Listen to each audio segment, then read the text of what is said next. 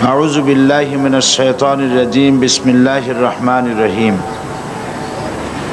إن الله وملائكته يصلون على النبي يا أيها الذين آمنوا صلوا عليه وسلموا تسليما درود شريف পড়েন اللهم صل على سيدنا ونبينا شفيعنا مولانا محمد صلى الله عليه وعلى آله وصحبه وبارك وسلم।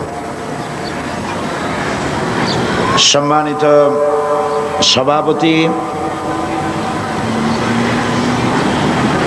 আজকের ইসলামী পাঠাগার খিলগাঁও কর্তৃক আয়োজিত 3 দিন ব্যাপী তাফসীরুল কোরআন মাহফিলের সমাপনী দিবসে মা বোনদের জন্য বিশেষভাবে আয়োজিত এই সকালবেলার অনুষ্ঠানে আগত সম্মানিত মা এবং বোনেরা, উপস্থিত সুধীমণ্ডলী, আসসালামু আলাইকুম ওয়া রাহমাতুল্লাহি ওয়া বারাকাতুহু। আমরা আল্লাহ পাকের দরবারে শুকরিয়া আদায় করছি যে মহান আল্লাহ তাবারক ওয়া তাআলা আমাদেরকে আজ পবিত্র জুমার দিনে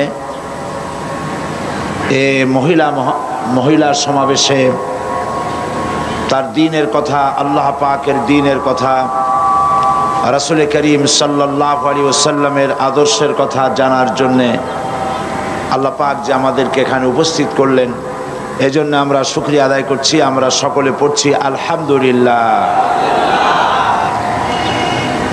প্রতি বছরের মতো এবারও ইসলামী পাঠাগার মহিলাদের জন্য প্রোগ্রামের আয়োজন করেছেন, সেজন্য ইসলামী পাঠাগারকে মোবারকবাদ জানাই। হাদিস শরীফে এসেছে, রাসূল করিম সাল্লাল্লাহু আলাইহি ওয়াসাল্লাম বলেছেন, মান লাম ইয়াশকুরিন নাস ফালাম ইয়াশকুরিল্লাহ। যে ব্যক্তি মানুষের কৃতজ্ঞতা স্বীকার করতে জানে না, সে আল্লাহ পাকের শুকরিয়া আদায় করতে জানবে না। তো যারা আজকের ইসলামী পাঠাগার এই বিশাল আয়োজন করেছে, মা বোনদের জন্য পর্দা সহকারে আরাম করে বসার এবং দ্বীনি কথা শোনার যে সুযোগ করে দিলেন, এজন্য তাদের শুকরিয়া আদায় করছি, তাদের জন্য দোয়া করছি, আল্লাহ পাক তাদেরকে কবুল করুন। এবং এই পাঠাগারের উদ্যোক্তা, প্রতিষ্ঠাতা, সভাপতি শহীদ আবুল কাসেমের কথা স্মরণ করছি এবং প্রাণ ভরে তার জন্য দোয়া করছি, আল্লাহ পাক শহীদ আবুল কাসেমকে জান্নাতুল ফেরদাউসের মেহমান বানায় নিন। আমি মা বোনদের বাছাইকৃত প্রশ্নগুলির জবাব সর্বপ্রথমে দিতে চেষ্টা করছি। প্রশ্নগুলির জবাব শেষ করে আপনাদের উদ্দেশ্যে বক্তব্য পেশ করব ইনশাআল্লাহ। এক বোন প্রশ্ন করেছেন, কিছুদিন আগে হাইকোর্টের 2 বিচারকের রায়ে বলেছেন সকল ফতুয়া অবৈধ। ফতুয়া কি এবং হাইকোর্টের রায়ের যৌক্তিকতা বিস্তারিত জানাবেন। এটি একটি সুন্দর প্রশ্ন তিনি করেছেন। নওগাঁ জেলার সাইফুল এবং শাহিদা নাম্নী এক দম্পতির মধ্যে তালাক অনুষ্ঠিত হয়েছে এবং এরপরে একজন হাজী সাহেব এর ফতোয়া দিয়েছেন। সেই ফতোয়া অনুযায়ী তাদের মধ্যে সংসারে ভাঙন সৃষ্টি হয়েছে না কি হয়েছে, পত্রপত্রিকা আপনারা দেখেছেন। এরপরে হাইকোর্ট থেকে এর রায় ঘোষণা করা হয়েছে। তো ব্যাপারটি হয়েছে এরকম যে কারো পায়ে যদি গ্যাংরিন হয়, তাহলে গ্যাংরিনযুক্ত আঙ্গুলটা কেটে দেওয়া উচিত, এটা আর সংক্রামিত হবে না।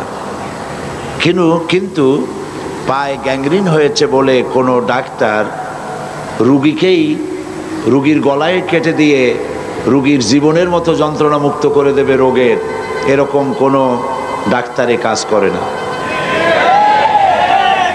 এখন নওগাঁয় যে ঘটনা ঘটেছে, সেই ঘটনার কারণে হাইকোর্টের বিচারপতিদের উচিত ছিল শুধুমাত্র যেখানে ঘটনা ঘটেছে সেই অন্যায়ভাবে ফতোয়া দেওয়ার এবং যে ব্যক্তি ফতোয়া দেওয়ার অধিকার রাখে না এমন ব্যক্তি ফতোয়া দেওয়ার কারণে এদের শাস্তি হওয়া উচিত ছিল।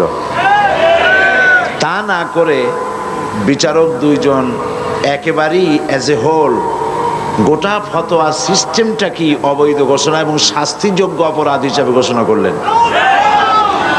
এটি তারা সঠিক রায় দেননি, এ রায়টি সঠিক হয়নি। ফতোয়া কি সেটা আগে আপনাদের বুঝতে হবে। ফতোয়া হচ্ছে আরবি শব্দ, শব্দটি ফতুয়া নয়, ফাতোয়া। এর অর্থ হচ্ছেই, বিষয়টা হচ্ছেই যে প্রত্যেকটি মুসলিম নরনারী তার জন্ম থেকে শুরু করে মৃত্যু পর্যন্ত জীবনের সকল দিক ও বিভাগে প্রত্যেকটি মুসলমান নরনারী সারাটি জীবন ফতোয়ার মুখাপেক্ষী। ফতোয়া কি? ফতোয়া হলো নামাজ কিভাবে পড়ব, সন্তানের আকিকা কিভাবে দেব, সন্তানের নামটা কিভাবে রাখব, রোজা কেমনে রাখব, কি কি কারণে রোজা ভঙ্গ হয়, কি কি কারণে গোসল ওয়াজিব হয়, ফরজ হয়, বিবাহ কিভাবে করব, দেনমোহর কিভাবে আদায় করব, যদি তালাকের প্রয়োজন হয় তাহলে তার সেই কাজ কিভাবে সম্পাদন করব ইত্যাদি। জীবন পরিচালনার জন্য যা কিছু প্রয়োজন এই সব কথাবার্তা জানার জন্য জনগণ বিশেষজ্ঞদের কাছে যাবে। সত্যিকারের যারা আলেম, যারা কোরআন পড়েছেন, হাদিস পড়েছেন, মুমতাজুল মুহাদ্দিসিন, মুমতাজুল ফুকাহা, মুমতাজুল মুফাসসিরিন এরকমের ডিগ্রি অর্জন করেছেন, মুফতি যারা, এই জাতীয় ওলামাদের কাছে যেতে হবে। তো এই সব সমস্যার কথা তাদেরকে বললে ওনারা কোরআন হাদিসের দৃষ্টিতে ওই সমস্যার যেসব সমাধান দিবেন, সিদ্ধান্ত বলবেন, এই সিদ্ধান্তটার আরবি নাম হচ্ছে ফাতোয়া। বিষয়টা বুঝে আসছে কিনা? এখন অ্যাজ এ হোল যদি ফতোয়াকে নিষিদ্ধ ঘোষণা করা হয় তাহলে তো ইসলাম পালন করা মুসলমান নরনারীর জন্য সম্পূর্ণভাবে অসম্ভব হয়ে যাবে। এই কাজটি ওনারা ভালো করেননি। যে রায় দিয়েছেন এ রায়টি সঠিক হয়নি। এ রায়ের পুনর্বিবেচনা হওয়া উচিত, আপিল হওয়া উচিত, এবং এ রায় কিছুতেই দেশের জনগণ মানবে না।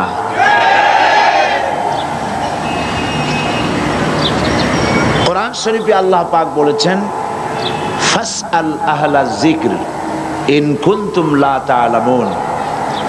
তোমরা যে বিষয় জানো না সে বিষয় যারা জানে তাদের কাছ থেকে জেনে নাও।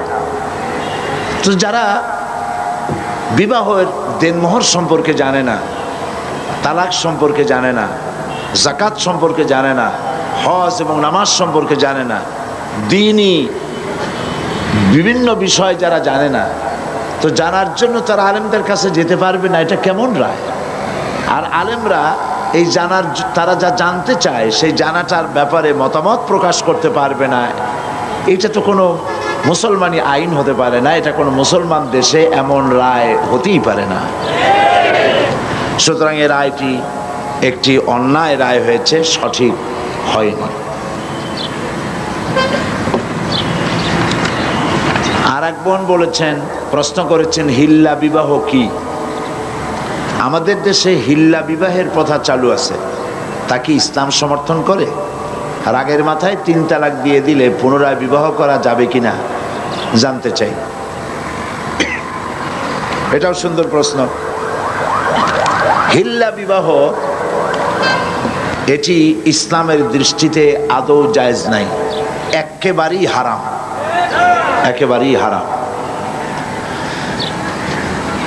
তালাকের বিষয়টা, হিল্লা প্রশ্ন আসে তালাকের পরে, তাই না?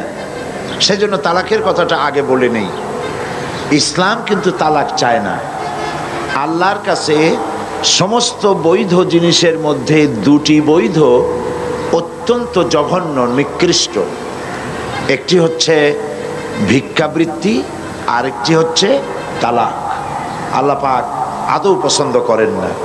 কিন্তু তারপরেও তালাক প্রথাকে ইসলাম তালাকের প্রভিশন রেখেছে। কারণ হতেই পারে এমন যে স্ত্রী শরীয়তের বিধান মানছে না, চরিত্রহীনা হয়ে পড়েছে। তো এই স্ত্রী নিয়ে ঘর গৃহবাস করা স্বামীর জন্য অত্যন্ত দুঃসাধ্য ব্যাপার।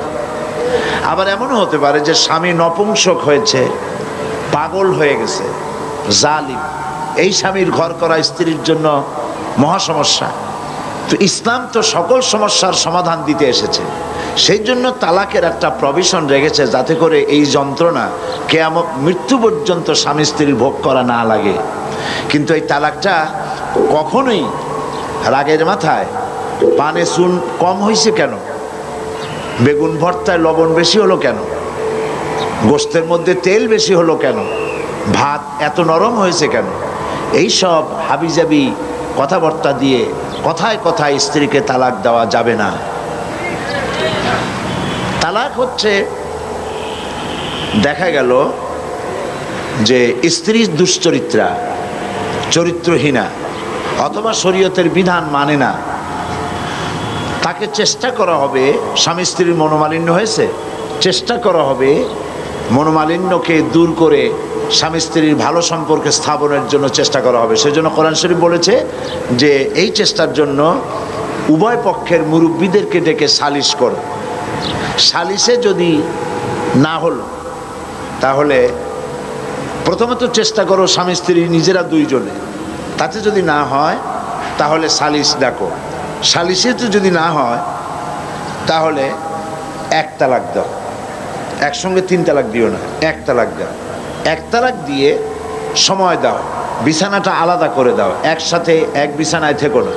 একটা তালাক দিয়ে অপেক্ষা করো, দেখো যে এক তালাক পাওয়ার পরে স্ত্রী তার চরিত্র সংশোধন করে কিনা, ফিরে আসে কিনা।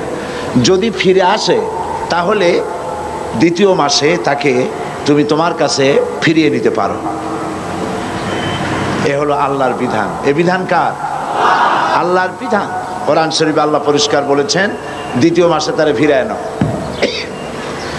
দ্বিতীয় মাসে দেখা গেল স্ত্রী ফিরল না, তার পূর্ব নীতির উপরই বহর, চরিত্র ভালো হলো না, তওবা করলো না, শরীয়ত মানলো না, তাহলে বশ্যতা স্বীকার করলো না, তাহলে দ্বিতীয় মাসে আর এক তালাক দাও, বিছানা ওইভাবে আলাদাই থাকুক। যদি স্ত্রী স্বামী থেকে এই বিচ্ছিন্নতায় বিরহ যন্ত্রণা সহ্য করতে না পারে এবং নিজের দোষ ত্রুটি বুঝতে পারে, আর যদি ফিরে আসে তাহলে তৃতীয় মাসে তারে ফিরায় নাও। দেখছেন আল্লাহর বিধান, ফিরায় নাও। কিন্তু দেখা গেল তৃতীয় মাসেও ফিরল না, তখন তাকে গ্রেট ডেঞ্জার সিগন্যাল নাম্বার 10 দিয়ে দাও। 1, 2, 3, এরপর তো আর কিছু থাকে না। তৃতীয় মাসেও যখন ফিরল না, তখন 3 তালাক বায়না করে তাকে ব্যাক করায় দাও, বাস শেষ হয়ে গেল। এরপরে আল্লাহ পাক বলছেন এই স্ত্রী আর কোনোদিন তুমি গ্রহণ করতে পারবা না, তোমার জন্য চিরকালের জন্য এই স্ত্রী হারাম হয়ে গেল। হাত্তা তানকিহা জাওজান গায়রাহু, যতক্ষণ পর্যন্ত অন্য পুরুষ সে গ্রহণ না করছে। এইখানে গ্রামের মাতব্বর সর্দারেরা, মেম্বার চেয়ারম্যানেরা এই আয়াতের এই একটু সুযোগ পাইল যে আর একটা পুরুষের কাছ থেকে ঘুরে আসলে তবে তো প্রথম স্বামী পাইতে পারে। সেই জন্য তারা হিল্লার ব্যবস্থা করল। সেই হিল্লাটা কি? সেই হিল্লা হলো একটা পুরুষের সঙ্গে কন্ট্যাক্ট করা হলো, চুক্তি, যে তুমি এই মেয়ে লোকটাকে বিয়ে করবা, কিন্তু সাবধান, তাকে টাচ করতে পারবে না, অথবা 3 দিন রাখবা, তারপরে তাকে তালাক দিয়ে দিবা। এইভাবে পয়সা দিয়া অথবা ম্যানেজড ওয়েতে বিবাহের ব্যবস্থা করে দিল। ইসলামী শরীয়তে এই ধরনের হিল্লা বিবাহ সম্পূর্ণ হারাম, আদৌ জায়েজ নেই। তাহলে কি হবে? হবে এই যে প্রথম স্বামীর তালাক দেওয়ার পর স্ত্রী ইদ্যত পালন করবে। ইদ্যত পালন করার পর সে ইচ্ছে করে কারো সঙ্গে যদি বিবাহ করে, কোনো পুরুষকে যদি স্বামী হিসেবে গ্রহণ করে, আর ওই পুরুষ যদি মারা যায়, তাহলে প্রথম স্বামী তাকে ইদ্যত পালনের পর আবার স্ত্রী হিসেবে নিতে পারবে। 2, এ হলো 1 নম্বর সূরত। 2 নম্বর সূরত হচ্ছে এই যে দ্বিতীয় স্বামী বিবাহ করার পর ঘটনাচক্রে যদি দ্বিতীয় স্বামী তাকে তালাক দেয়, কোনো পরিকল্পিত উপায় নয়, চুক্তির ভিত্তিতে নয়, কোনো ঘটনাচক্রে যদি তালাক দেয়, তাহলে প্রথম স্বামী নিতে পারবে। এছাড়া প্রথম স্বামীর কাছে ফেরার বা গ্রহণ করার কোনো সুযোগ নাই। মৃত্যু পর্যন্ত এই স্বামীর জন্য ওই স্ত্রী হারাম হয়ে গেছে। এই হচ্ছে ইসলামের বিধান। গ্রামের মাতব্বর কি বলল, চেয়ারম্যান কি বলল, এইটা ফতোয়া নয়, এইটা ফতোয়ার বিষয় নয়। আজ পত্র পত্রিকাগুলি আর এনজিওরা খালি বলতেছে ফতোয়াবাজ ফতোয়াবাজ ফতোয়াবাজ। এই কথাটা একটা বিদ্বেষমূলক কথা। যেমন হামলাবাজ, মামলাবাজ, দুর্নীতিবাজ, এইগুলি যেমন শব্দ, ফতোয়ার সামনে তেমন কোনো বাজ শব্দ বসানো যায় না। যারা ফতোয়াবাজ বলে ওরা নিশ্চয়ই মতলববাজ। এটা মতলব করে, দুর্বিসন্ধি করে ফতোয়ার মতো এত বড় গুরুত্বপূর্ণ বিষয়কে নিন্দনীয় করার জন্য এই ব্যবস্থা তারা গ্রহণ করেছে। সুতরাং এই বোনের এই প্রশ্নের জবাবে আমি বলছি, হিল্লা বিবাহ ইসলামী বিধান অনুযায়ী কোরআন হাদিসের দৃষ্টিতে সম্পূর্ণ সুস্পষ্টভাবে হারাম, তো জায়েজ নাই।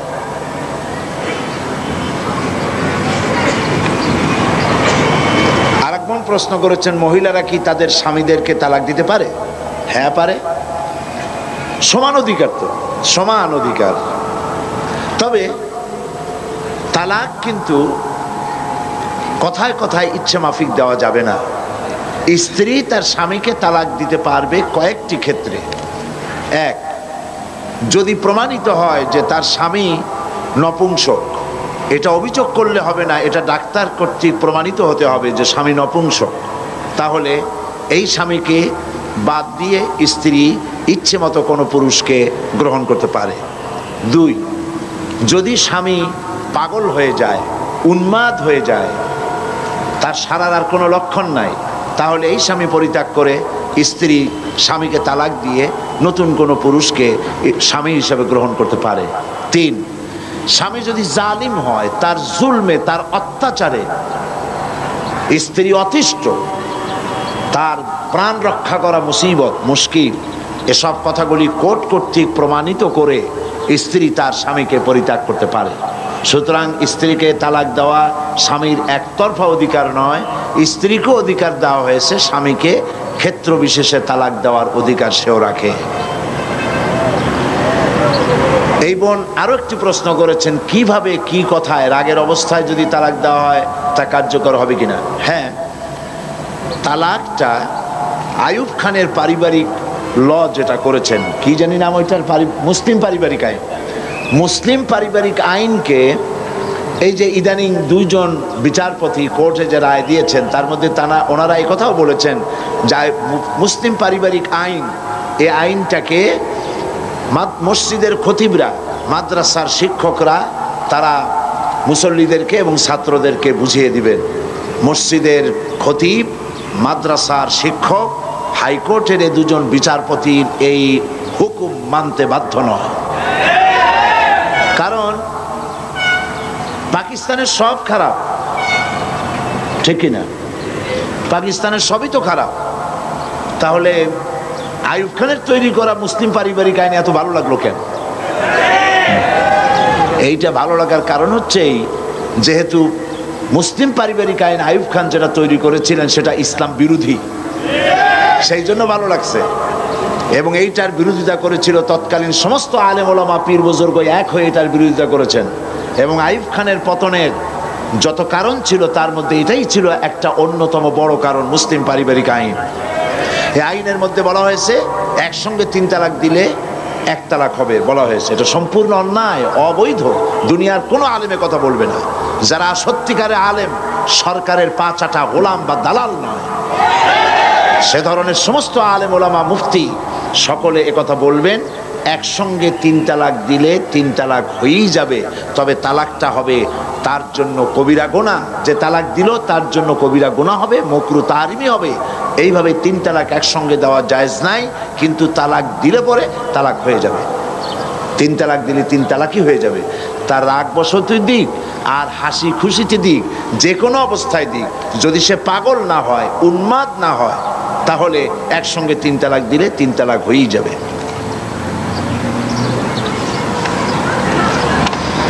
আর এক বোন প্রশ্ন করেছেন, মহিলাদের সতর কতটুকু? ইহা কি সবসময় মেনে চলতে হয় বা ঢেকে থাকতে হয়? কি এটা? মহিলাদের সতর, পুরুষের সতর হচ্ছে নাভি থেকে শুরু করে হাঁটু পর্যন্ত, এইটা ঢেকে রাখা ফরজ। কথা বুঝতে পেরেছেন? আমাদের দেশে ইসলামী শাসন না থাকার কারণে আমাদের দেশের সেনাবাহিনী, বিডিআর, পুলিশ, আনসার, তাদেরকে হাফ প্যান্ট পরায়া পিটি করানো হয়। এটি জায়েজ নাই। এটা ব্রিটিশের আইনকে ফলো করা হয়, আল্লাহর আইন ফলো করা হয় না। আল্লাহর বিধান হচ্ছে পুরুষের সতর হচ্ছে নাভি থেকে হাঁটু পর্যন্ত ঢেকে রাখতে হবে। হাঁটুর উপরে প্যান্ট পরে বালেগ পুরুষের জন্য এটা জায়েজ নাই, সম্পূর্ণ হারাম। আর নারীর সতর হচ্ছে পায়ের পাতা থেকে শুরু করে মাথার চুলের গোড়া পর্যন্ত, মাথার চুল পর্যন্ত সবটা সতর। পুরুষের নাভি থেকে হাঁটু আর নারীর সবটা সতর। নারীর মাথার চুল পরপুরুষকে দেখাবার বিষয় নয়। কোরআন শরীফে আল্লাহ পাক বলেছেন, নারী, বয়সপ্রাপ্তা নারী এমন একটা চাদর পরবে, যে চাদরটা পরলে পরে তার মাথা, তার গলা, তার বুকটা সম্পূর্ণভাবে ঢেকে যায়। এ ধরনের একটি চাদর পরা আল্লাহ পাক ফরজ করে দিয়েছেন। সুতরাং মাথার চুল ঢেকে রাখতে হবে, গলাটা ঢাকতে হবে, বুকটা ঢাকতে হবে।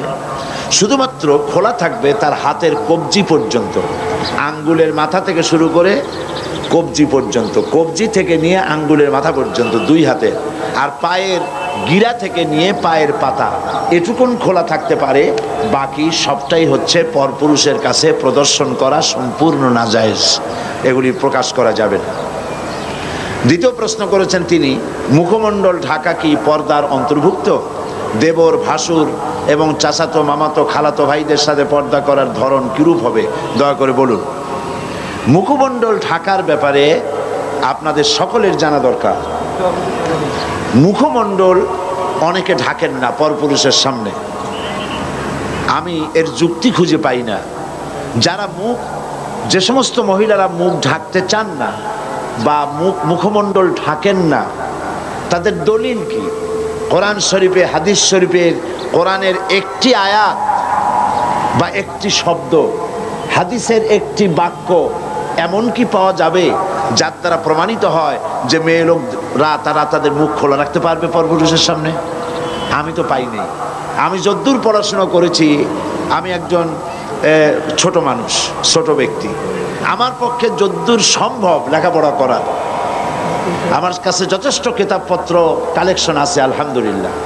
তো আমি যদ্দূর পড়াশোনা করেছি, আমি এরকম একটি হাদিস, এরকম কোরআনের একটি আয়াত কোথাও পাই নাই যার দ্বারা নারী তার চেহারাকে পরপুরুষের সামনে খুলে রাখতে পারে, এমন কোনো আয়াত বা হাদিস আমার সামনে পড়ে নাই। যদি কেউ পেয়ে থাকেন তাহলে আমাকে জানালে আমি খুশি হব, আমি শিখতে পারবো। আমি পাইনি। মুখমণ্ডল খোলা রাখবেন কেন? আমার প্রশ্ন, মানুষের শরীরের কোন অংশ, পুরুষ হোক আর নারী হোক, তার শরীরের কোন অংশ সব থেকে বেশি আকর্ষণীয়? বলেন বলেন। মুখ, তার চেহারা। একটা পুরুষ আর একটা নারী দেখে পাগল হয়ে যায়, তারপরে কত দুর্ঘটনা ঘটে, আত্মহত্যা পর্যন্ত হয়ে যায় সেই মেয়েটিকে না পাওয়ার কারণে, এবং সেই ছেলেটিকে না পাওয়ার কারণে কত মেয়ে আত্মহত্যা করে। যেটা মেয়েটার শরীরের কোন অংশ দেখে ছেলেটা পাগল হয়েছে? মেয়ের ঠ্যাং দেখে, তার হাত দেখে, তার মুখমণ্ডল, তার চেহারা দেখে, তার অ্যাপিয়ারেন্স, তার চেহারা দেখে। একজন আর একজনের মুখমণ্ডল, চেহারা দেখি, চেহারাই হচ্ছে গোটা বডির মধ্যে সৌন্দর্যের কেন্দ্র, সৌন্দর্যের সেন্টার। তার চেহারা আল্লাহই বানিয়েছেন। তো আপনার শরীরের যে অংশটা সব থেকে বেশি আকর্ষণীয়, সেই চেহারাটাই যদি খোলা রাখলেন, তাহলে গোটা শরীরটা ঢেকে রেখে তাতে ফায়দা কতটুকুন হলো? এই জন্য চেহারাটাকে ঢেকে রাখতে হবে, এটাই নিয়ম। কত সুন্দর বোরখা বেরিয়েছে আজকাল, বোরখা এখন একটা ফ্যাশন, ঠিক না? তবে আবার এরকম বোরখা পরা উচিত না যেই শরীরের আকর্ষণ ঢাকার জন্য আপনি বোরখা পরলেন, সেই বোরখার আকর্ষণে আবার লোকেরা আপনার দিকে সবসময় তাকায় না থাকে। কথা ঠিক কিনা? এ ধরনের অনেক বোরখা তৈরি হয়েছে যে দারুণ ফ্যাশন ট্যাশন দিয়ে তৈরি হয়েছে। সৌদি আরবে এই ফ্যাশনওয়ালা বোরখা, এবার আমি হজের মৌসুমে মক্কা শরীফে ছিলাম, শুনেলাম দোকানদারেরা আমাকে বললেন যে ফ্যাশনওয়ালা বোরখা গভর্নমেন্ট বন্ধ করে দেওয়ার জন্য সিদ্ধান্ত নিয়েছে, যে এত ফ্যাশন বোরখাই করতে পারবে না। তো চেহারাটা ঢেকে রাখতে হবে, আর হিজাব এবং নেকাব পড়তে হবে। নাকের উপর দিয়ে সুন্দর করে রুমাল দিয়ে বাঁধবে, আর ভুরুর উপর দিয়ে চোখ দুটো খোলা থাকবে, ব্যাস আপনার বোরখা পরা হয়ে গেল, হিজাব পরা হলো। এর দ্বারা আপনি নিরাপত্তা লাভ করতে পারবেন। আর চেহারা যদি খোলাই থাকলো, আপনার প্রতি যুবকদের আকর্ষণ বাড়লো, পুরুষদের আকর্ষণ বাড়লো, পথে ঘাটে আপনি বিপদগ্রস্ত হবেন। অবৈধ কারা মাইক বাজায়, কারাই মাইক বাজায়, এত অনুরোধ দিয়ে কাম কি? তো চেহারা দেখে পাগল হলো, তারপরে প্রেম নিবেদন করলো, প্রেমে সে স্বীকৃতি দিল না মেয়েটা, তারপরে অ্যাসিড নিক্ষিপ্ত হওয়ার দুর্ভাগ্য তাকে বরণ করতে হলো। এ সবকিছুই হলো বেপরদার কারণে, ঠিক কিনা বলে? বেপরদার কারণে। আজ পর্যন্ত নারীদের মুখমণ্ডলে যত অ্যাসিড নিক্ষিপ্ত হয়েছে, যত নারী, সমস্ত নারীরাই বেপর্দা নারী। আপনি বলতে পারবেন না যে কোনো বোরখা পরা নারীরা, পর্দানসীনা কোনো মহিলা অ্যাসিড আক্রান্ত হয়েছে, এর কোনো নজির নাই। কারণ হলো বোরখা পরে এ মহিলা আল্লাহর হুকুম পালন করেছে, তাই আল্লাহ পাক তাকে নিরাপত্তা প্রদান করেছেন। এই জন্য মুখমণ্ডল ঢেকে রাখতে হবে।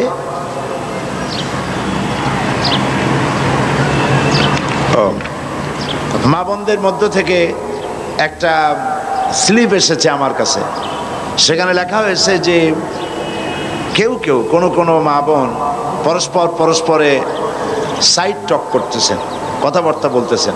এটা স্বাভাবিক, অনেক দিন পর অনেক সাথে দেখা হয়, বুবু তোমার মেয়ে কোথায় বিয়ে দিছো, তুমি খাইছো কি, ইত্যাদি কথাবার্তা হতেই পারে। তো সেজন্য আমি অনুরোধ করব, এখন যদি আপনারা কথা বলেন তাহলে আমাকে নাই ভালো ছিল, আপনারা গল্প করতেন। আমাকে যখন এনেছেন তখন আমার কথা মেহরবানি করে শুনুন, আমি বক্তব্য শেষ করি, তারপরে আপনারা আরও 1 ঘন্টা এখানে বসে থাকেন পর্দার মধ্যে, আর নিজেরা খোঁজ গল্প করুন, কোনো অসুবিধা নেই।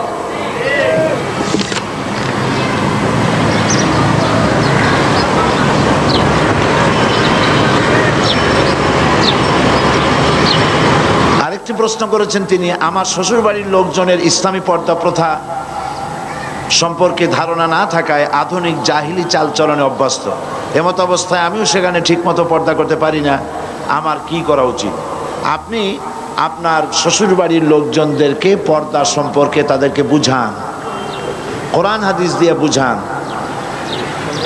এবং আপনি নিজে পর্দা করে চলুন, তাদেরকে বুঝাতে চেষ্টা করুন। এইভাবে আস্তে আস্তে করে বুঝাইয়া তাদেরকে পর্দার ভিতরে আনার জন্য চেষ্টা করুন।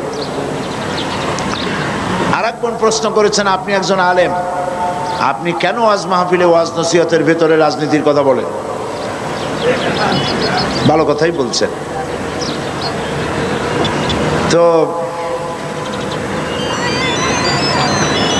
দেখো, বিষয়টা হচ্ছে, আল্লাহ যদি রাজনীতির কথা না বলতেন, রাসূল করিম সাল্লাল্লাহু আলাইহি ওয়াসাল্লাম যদি রাজনীতি না করতেন, সাহাবায়ে কেরাম যদি রাজনীতি না করতেন, আমি সাঈদী রাজনীতির কথা বলতাম না। যেহেতু আল্লাহ পাক কোরআনে কারীমের মধ্যে রাজনীতির কথা বলেছেন, রাজনৈতিক বক্তব্য কোরআনে আছে, তো আমি কিভাবে রাজনীতির কথা না বলে পারবো? যদি আমি এগুলি না বলি তাহলে রাসূল করিম সাল্লাল্লাহু আলাইহি ওয়াসাল্লাম বলেছেন আস-সাকিতু আনিল হাক্কি ফাহুয়া শায়তানুন আখরাস, যে ব্যক্তি হক কথা বলে না, জেনে হক জানে অথচ সে বলে না, সে বোবা শয়তান। কাজেই যারা কোরআন হাদিস জানার পরেও কোরআন হাদিসের অর্থনীতি রাজনীতি সম্পর্কে জনগণকে অবহিত করে না, রাসূল যে কথা বলেছেন সে তো বোবা শয়তান হয়ে যাবে।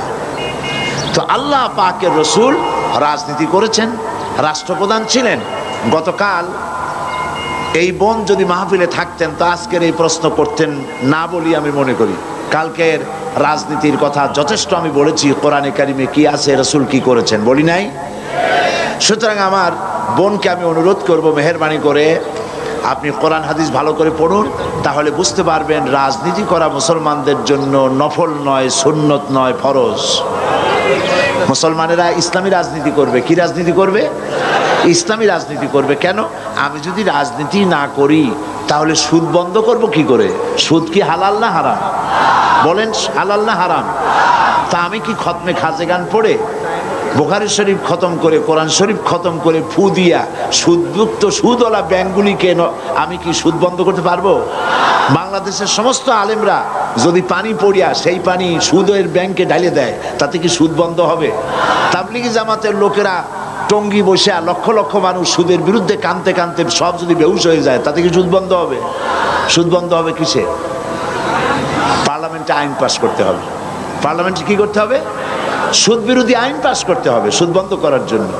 আর পার্লামেন্টে আপনি যাইতে পারবেন না কিয়ামত পর্যন্ত পীর মুরিদি করিয়া। পার্লামেন্টে যাইতে পারবেন কখন? রাজনীতি করিয়া। কি করে যেতে পারবেন? তাহলে রাজনীতি না করলে আপনি সুদ বন্ধ করবেন কি করে? এটা দাও, একটা পেপার ওয়ার্ড দাও।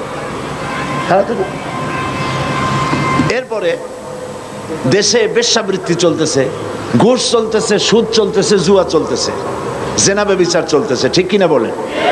এগুলো আপনি কি দিয়ে বন্ধ করবেন? এদেশে তো হাজার হাজার বছর ধরে ওয়াজ হচ্ছে, শত শত বছর ওয়াজ হইতেছে, পীর মুরিদি হইতেছে, বলেন কথা ঠিক কিনা? তো এত ওয়াজ, এত পীর মুরিদি, এত তাবলিগ, এত জিকের, এত কিছু, সুদ বন্ধ হয়েছে? বেশ্যাবৃত্তি বন্ধ হয়েছে? জেনা বন্ধ হয়েছে? চুরি ডাকাতি বন্ধ হয়েছে? সেগুলি আপনি বন্ধ কি দিয়া করবেন? বন্ধ করবেন সেইভাবে রাসূল করেছেন, যেভাবে রাসূলুল্লাহ মদিনায় গিয়েছেন, রাষ্ট্র প্রতিষ্ঠা করেছেন, কোরআনের আইন চালু করেছেন, রাজনৈতিক বিধান চালু করেছেন, সমাজনীতি দিয়েছেন, অর্থনীতি দিয়েছেন, ইসলাম পূর্ণাঙ্গ রূপে প্রতিষ্ঠিত হয়েছে। চুরি ডাকাতি জেনা ব্যভিচার অটোমেটিক্যালি সব বন্ধ হয়ে গেছে। কাজেই আল্লাহ রাসূল যে কারণে রাজনীতি করেছেন আমিও একই কারণে রাজনীতি করি।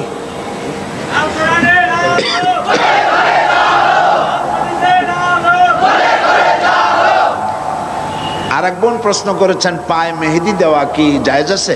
রাসূলুল্লাহ সাল্লাল্লাহু আলাইহি ওয়াসাল্লাম কি সত্যিই দাড়িতে মেহেদি দিয়েছিলেন? এ সম্পর্কে বিস্তারিত আলোচনা করলে কৃতজ্ঞ হবে। এত বিস্তারিত বলার দরকার নেই, শুধু এতটুকুন জেনে রাখুন যে রাসূল করিম সাল্লাল্লাহু আলাইহি ওয়াসাল্লাম মেহেদি লাগান নাই, কারণ তার মেহেদি লাগাবার কোনো দরকার হয়নি। মেহেদি লাগায় তো দাড়িটা লাল বানাবার জন্য, তাই তো, রঙিন করার জন্য। এখন হুজুরের দাড়ি পাকে নাই, চুলি পাকে নাই, ইন্তেকালের আগে মাত্র 17 গাছা চুল দাড়ি পাকছিল, মাত্র 17 গাছা চুল দাড়ি পাকছিল, এই জন্য মেহেদি লাগাবার কোনো দরকার হয়নি। তবে সাহাবায়ে কেরাম মেখেছেন, হুজুর তা পছন্দ করেছেন। কাজেই মেহেদি যদি কোনো মেয়ে লোক পায়ে লাগায় তা কোনো গুনাহ হবে না। হাতেও লাগাতে পারেন, পায়েও লাগাতে পারেন, কোনো নাজায়েজ বিষয় নয়। বরং হাতে মেহেদি লাগানো, মেয়েরা হাতে মেহেদি লাগাবে, এটা রাসূলুল্লাহ পছন্দ করতেন।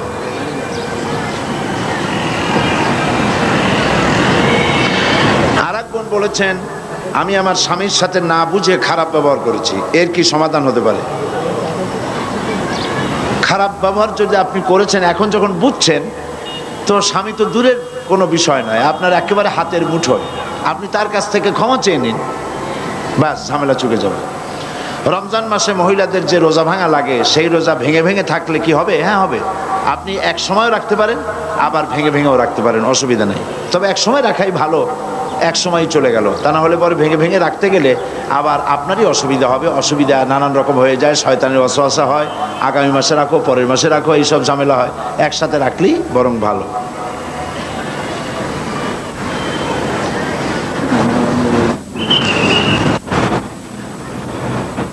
আমাদের জীবনে অনেক কাজা নামাজ আছে, ওই নামাজ আমাদের পড়তে হবে কিনা? বলবেন। ফরজ নামাজ যা কাজা করেছেন তা সব আদায় করতে হবে, আদায় করা উচিত, করতে হবে। এবং এর নিয়ম হচ্ছে প্রত্যেক ফরজ নামাজের আগে সেই কাজা নামাজটা আদায় করে নেবেন। যেমন ফজরের আগে, ফজরের ফরজ পড়ার আগে কাজাটা আদায় করে নিলেন, জোহরের আগে জোহরের উমরি কাজাটা আদায় করে নিলেন, আসরের আগে আসরের উমরি কাজাটা আদায় করে নিলেন। এইভাবে করে করে প্রত্যেক নামাজের আগে আপনি যে কাজা নামাজটা পড়ে, যে নামাজগুলি কাজা আছে আপনি আদায় করে নেবেন। আমার জানা মতে পাত্র নির্বাচনের ক্ষেত্রে ইসলাম নারীদেরকে স্বাধীনতা দিয়েছে। কোনো মেয়ে কোরআন হাদিসের দৃষ্টিতে আদর্শ পাত্রের সাথে বিবাহ বসতে ইচ্ছুক, সংশ্লিষ্ট মেয়ের পিতামাতা এতে সম্মত নয়। তাদের মতে দিনদারির সাথে অবশ্যই পার্থিব ধনাঢ্যতা থাকলেই কেবলমাত্র দিনদার পাত্র নির্বাচন করা যাবে, নতুবা নয়। এই কথা ঠিক না। পাত্র নির্বাচন করার ব্যাপারে দিনদারিকে প্রাধান্য দিতে হবে। এরকম দেখা গেছে যে দিনদার পাত্রের কাছে দিয়েছে, মাল ছিল না কিন্তু পাত্র দিনদার, বিবাহের পরে দেখা গেছে যে পাত্র মালদার হয়ে গেছে। এটা আল্লাহর ইচ্ছা, কে মালদার হবে কে গরিব হবে এটা আল্লাহ পাক ভালো জানেন। সুতরাং কারো মেয়ে যদি দিনদার পাত্র পছন্দ করে তাহলে সেই দিনদার পাত্রের সাথেই তার বিবাহ দেওয়া উচিত, গরিব বলে অ্যাভয়েড করা ঠিক না। বুঝে শুনে চিন্তা ভাবনা করি কাজ করা উচিত। ছবি তোলা জায়েজ নেই, তবে প্রয়োজন বোধে ছবি তোলা যাবে। আমার কাছে একজন প্রশ্ন তুলেছে, ছবি তোলা যদি জায়েজই না হয় তবে সাইদি সাহেব কিভাবে ছবি তুলতে দিচ্ছেন? সাংবাদিকেরা যা সংবাদপত্রে আসছে এবং ক্যাসেটের কভারে দেখা যাচ্ছে, দয়া করে বিষয়টি শরীয়তের আলোকে জানতে চাই। ছবি তোলার ব্যাপারে ইসলামের বিধান হচ্ছে অহেতুক ছবি তোলা যাবে না। আজ-জারুরাত তাবিহুল মাহজুরাত। অনেক সময় অবৈধ জিনিসকেও অত্যন্ত জরুরি কারণে বৈধ হয়ে যায়। ছবি তোলা জায়েজ নাই বিনা কারণে, কিন্তু যদি পাসপোর্ট করতে হয় তো ছবি আপনাকে করতেই হবে।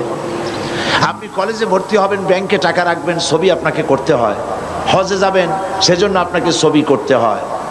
এমনিভাবে যে সমস্ত জরুরি কাজ আছে সেসব জরুরি কাজে ছবি তোলা জায়েজ আছে, কিন্তু শৌখিনতার কারণে ছবি বানাইয়া অ্যালবামে বাঁধাই করা অথবা ফ্রেমে আটকিয়ে ঝুলিয়ে রাখা, এভাবে এই কারণে ছবি তোলা জায়েজ নাই। আমার ছবি তোলার ব্যাপারে যে প্রশ্ন তুলেছেন, আমার ছবি যারা তুলছে আমার সামনে তারা শৌখিন কোনো ফটোগ্রাফার নয়, এরা সাংবাদিক। আর যেই ছবি তোলার পেছনে কোনো নিউজ ভ্যালু থাকে সে ধরনের ছবি তুলতে ইসলামের কোনো আপত্তি নাই, সে ধরনের ছবি তোলা যেতে পারে। যারা এই মাহফিলে আসে নাই, বাংলাদেশের বিভিন্ন জায়গায় রয়েছে, তারা পত্রিকার মাধ্যমে তারা জানতে পারে যে এত সন্ত্রাস, এত অসুবিধা, এত জুলম, এত নির্যাতনের পরেও হাজারো লাখ মানুষ পল্টনে একত্রিত হয়েছে কোরআন শোনার জন্যে। এটি পত্রিকার মাধ্যমে লোকেরা জানতে পারে। ফলে ছবি, সাংবাদিকেরা যে ছবি নেয়, যে সমস্ত ছবির নিউজ ভ্যালু হয়, এই ধরনের ছবি তোলা নাজায়েজ নয়। মেয়েদের স্বামী মারা গেলে রঙিন শাড়ি ও গহনা পরতে দেওয়া হয় না, এটা কি কোরআনের বিধান? না, কোরআনের বিধান নয়। শোক যতদিন থাকে, 40 দিন পর্যন্ত শোক পালন করতে হয়। সেই শোক পালনের সময় স্বর্ণ, তারপরে এই কি বলে রঙিন কাপড় চোপড়, রূপচর্চা ইত্যাদি কার জন্য? যার জন্য ছিল তিনি তো বিদায় হয়ে গেছেন। কিন্তু এই শোক পালনের পর নারীর জন্য গহনা পরা এবং রঙিন শাড়ি পরা নিশ্চয়ই নাজায়েজ নয়। এটা কোরআন এবং হাদিসের কোনো বিধান নয়। এনজিওদের মহাসমাবেশের বিরুদ্ধে আপনাদের ভূমিকা কি ছিল? এনজিওরা মহাসমাবেশ করবে, সেখানে তাদের বিরুদ্ধে ভূমিকার দরকারটা কি? তবে তারা যে মহাসমাবেশ করেছে, এই মহাসমাবেশটি সম্পর্কে আপনাদের জানা দরকার।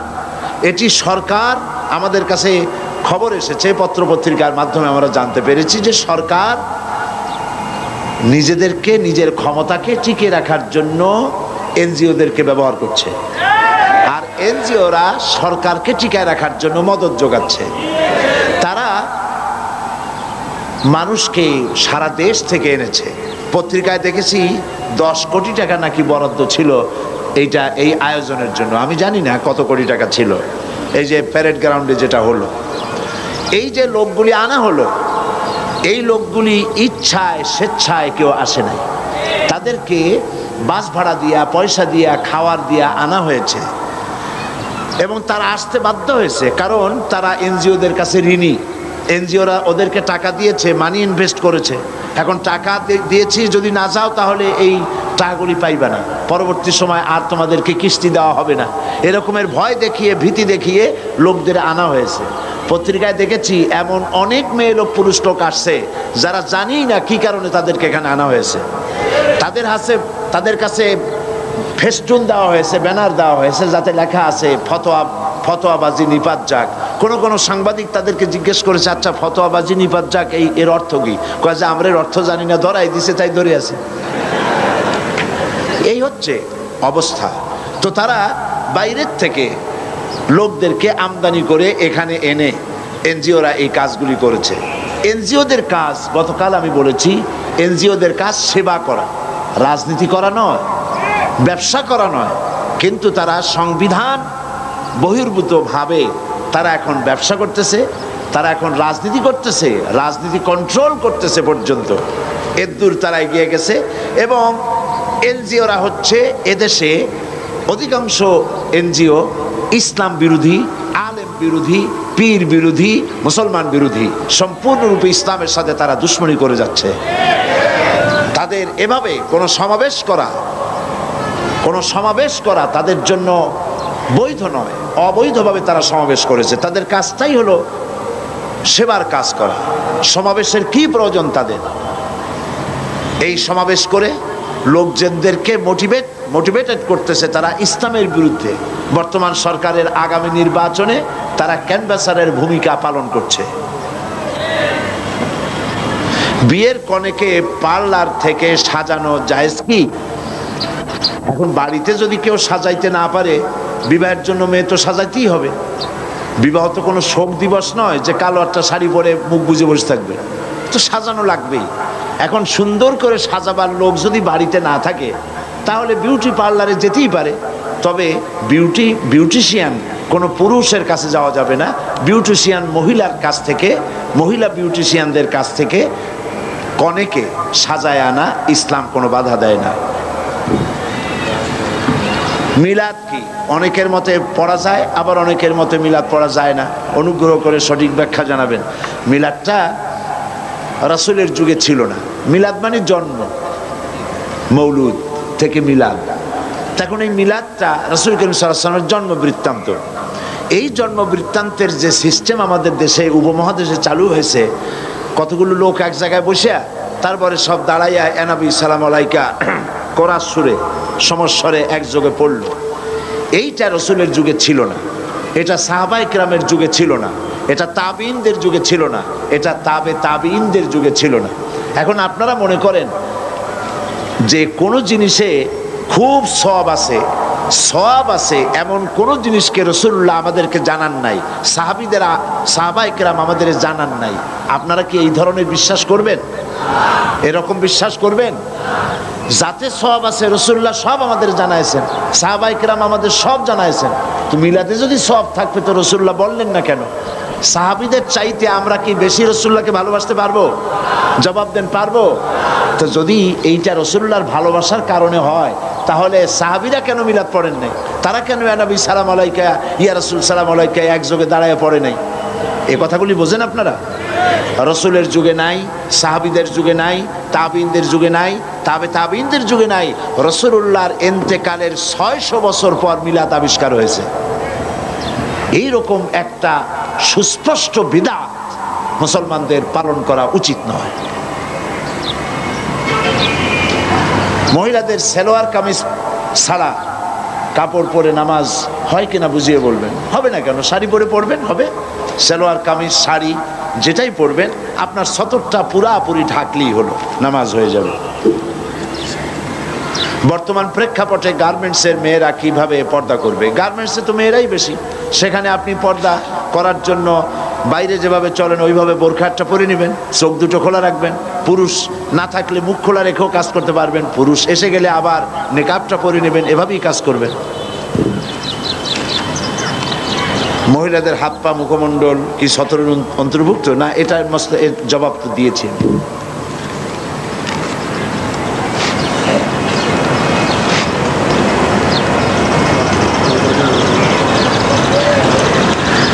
এক বোন বলেছেন, এখানে শত শত বোরখা পরা মহিলারা এসেছেন, এদের সবার প্রতি আমার সম্মান, কিন্তু আমরা দেখেছি ঘরের পর্দা অনেকেই করেন না। চাচাতো ভাই, খালাতো ভাই, দুলাভাই, ননদ, স্বামী, স্বামীর পাশের বাড়ির ভাই, এর সাথে অবাধে মেলামেশা, হাসি তামসা করে। দয়া করে উপর একটু বক্তব্য করুন।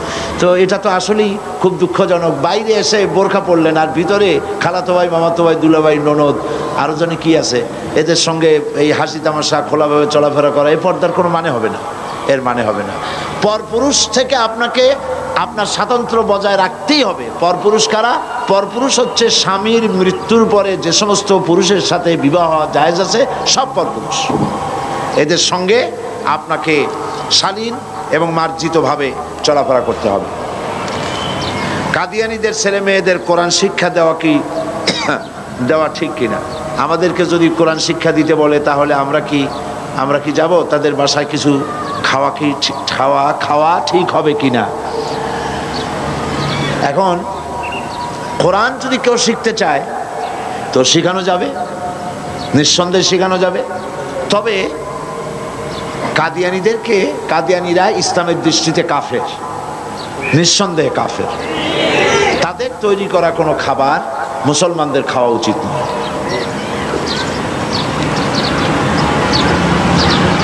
আর এক বোন প্রশ্ন করেছেন, আপনি কি পীর আউলিয়াদের বিরোধী?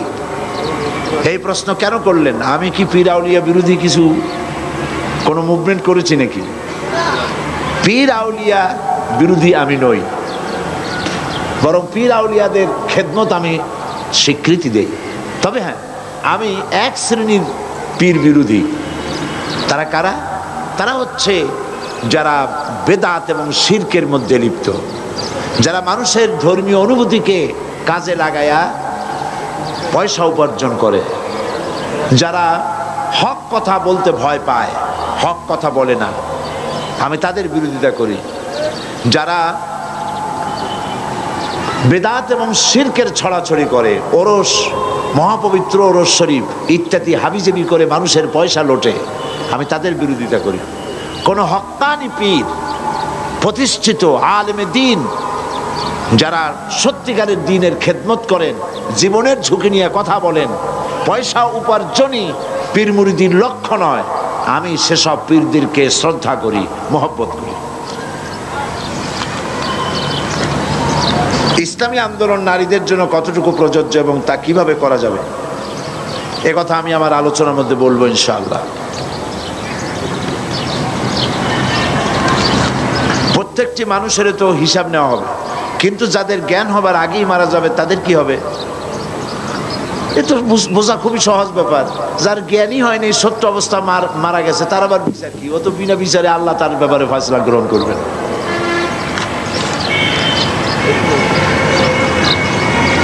বিগত দিনে না বোঝার কারণে, সাংসারিক ঝামেলার কারণে অনেক নামাজ কাজা হয়েছে, সেগুলি কিভাবে কখন আদায় করবে এই প্রশ্নের জবাব দিয়েছি।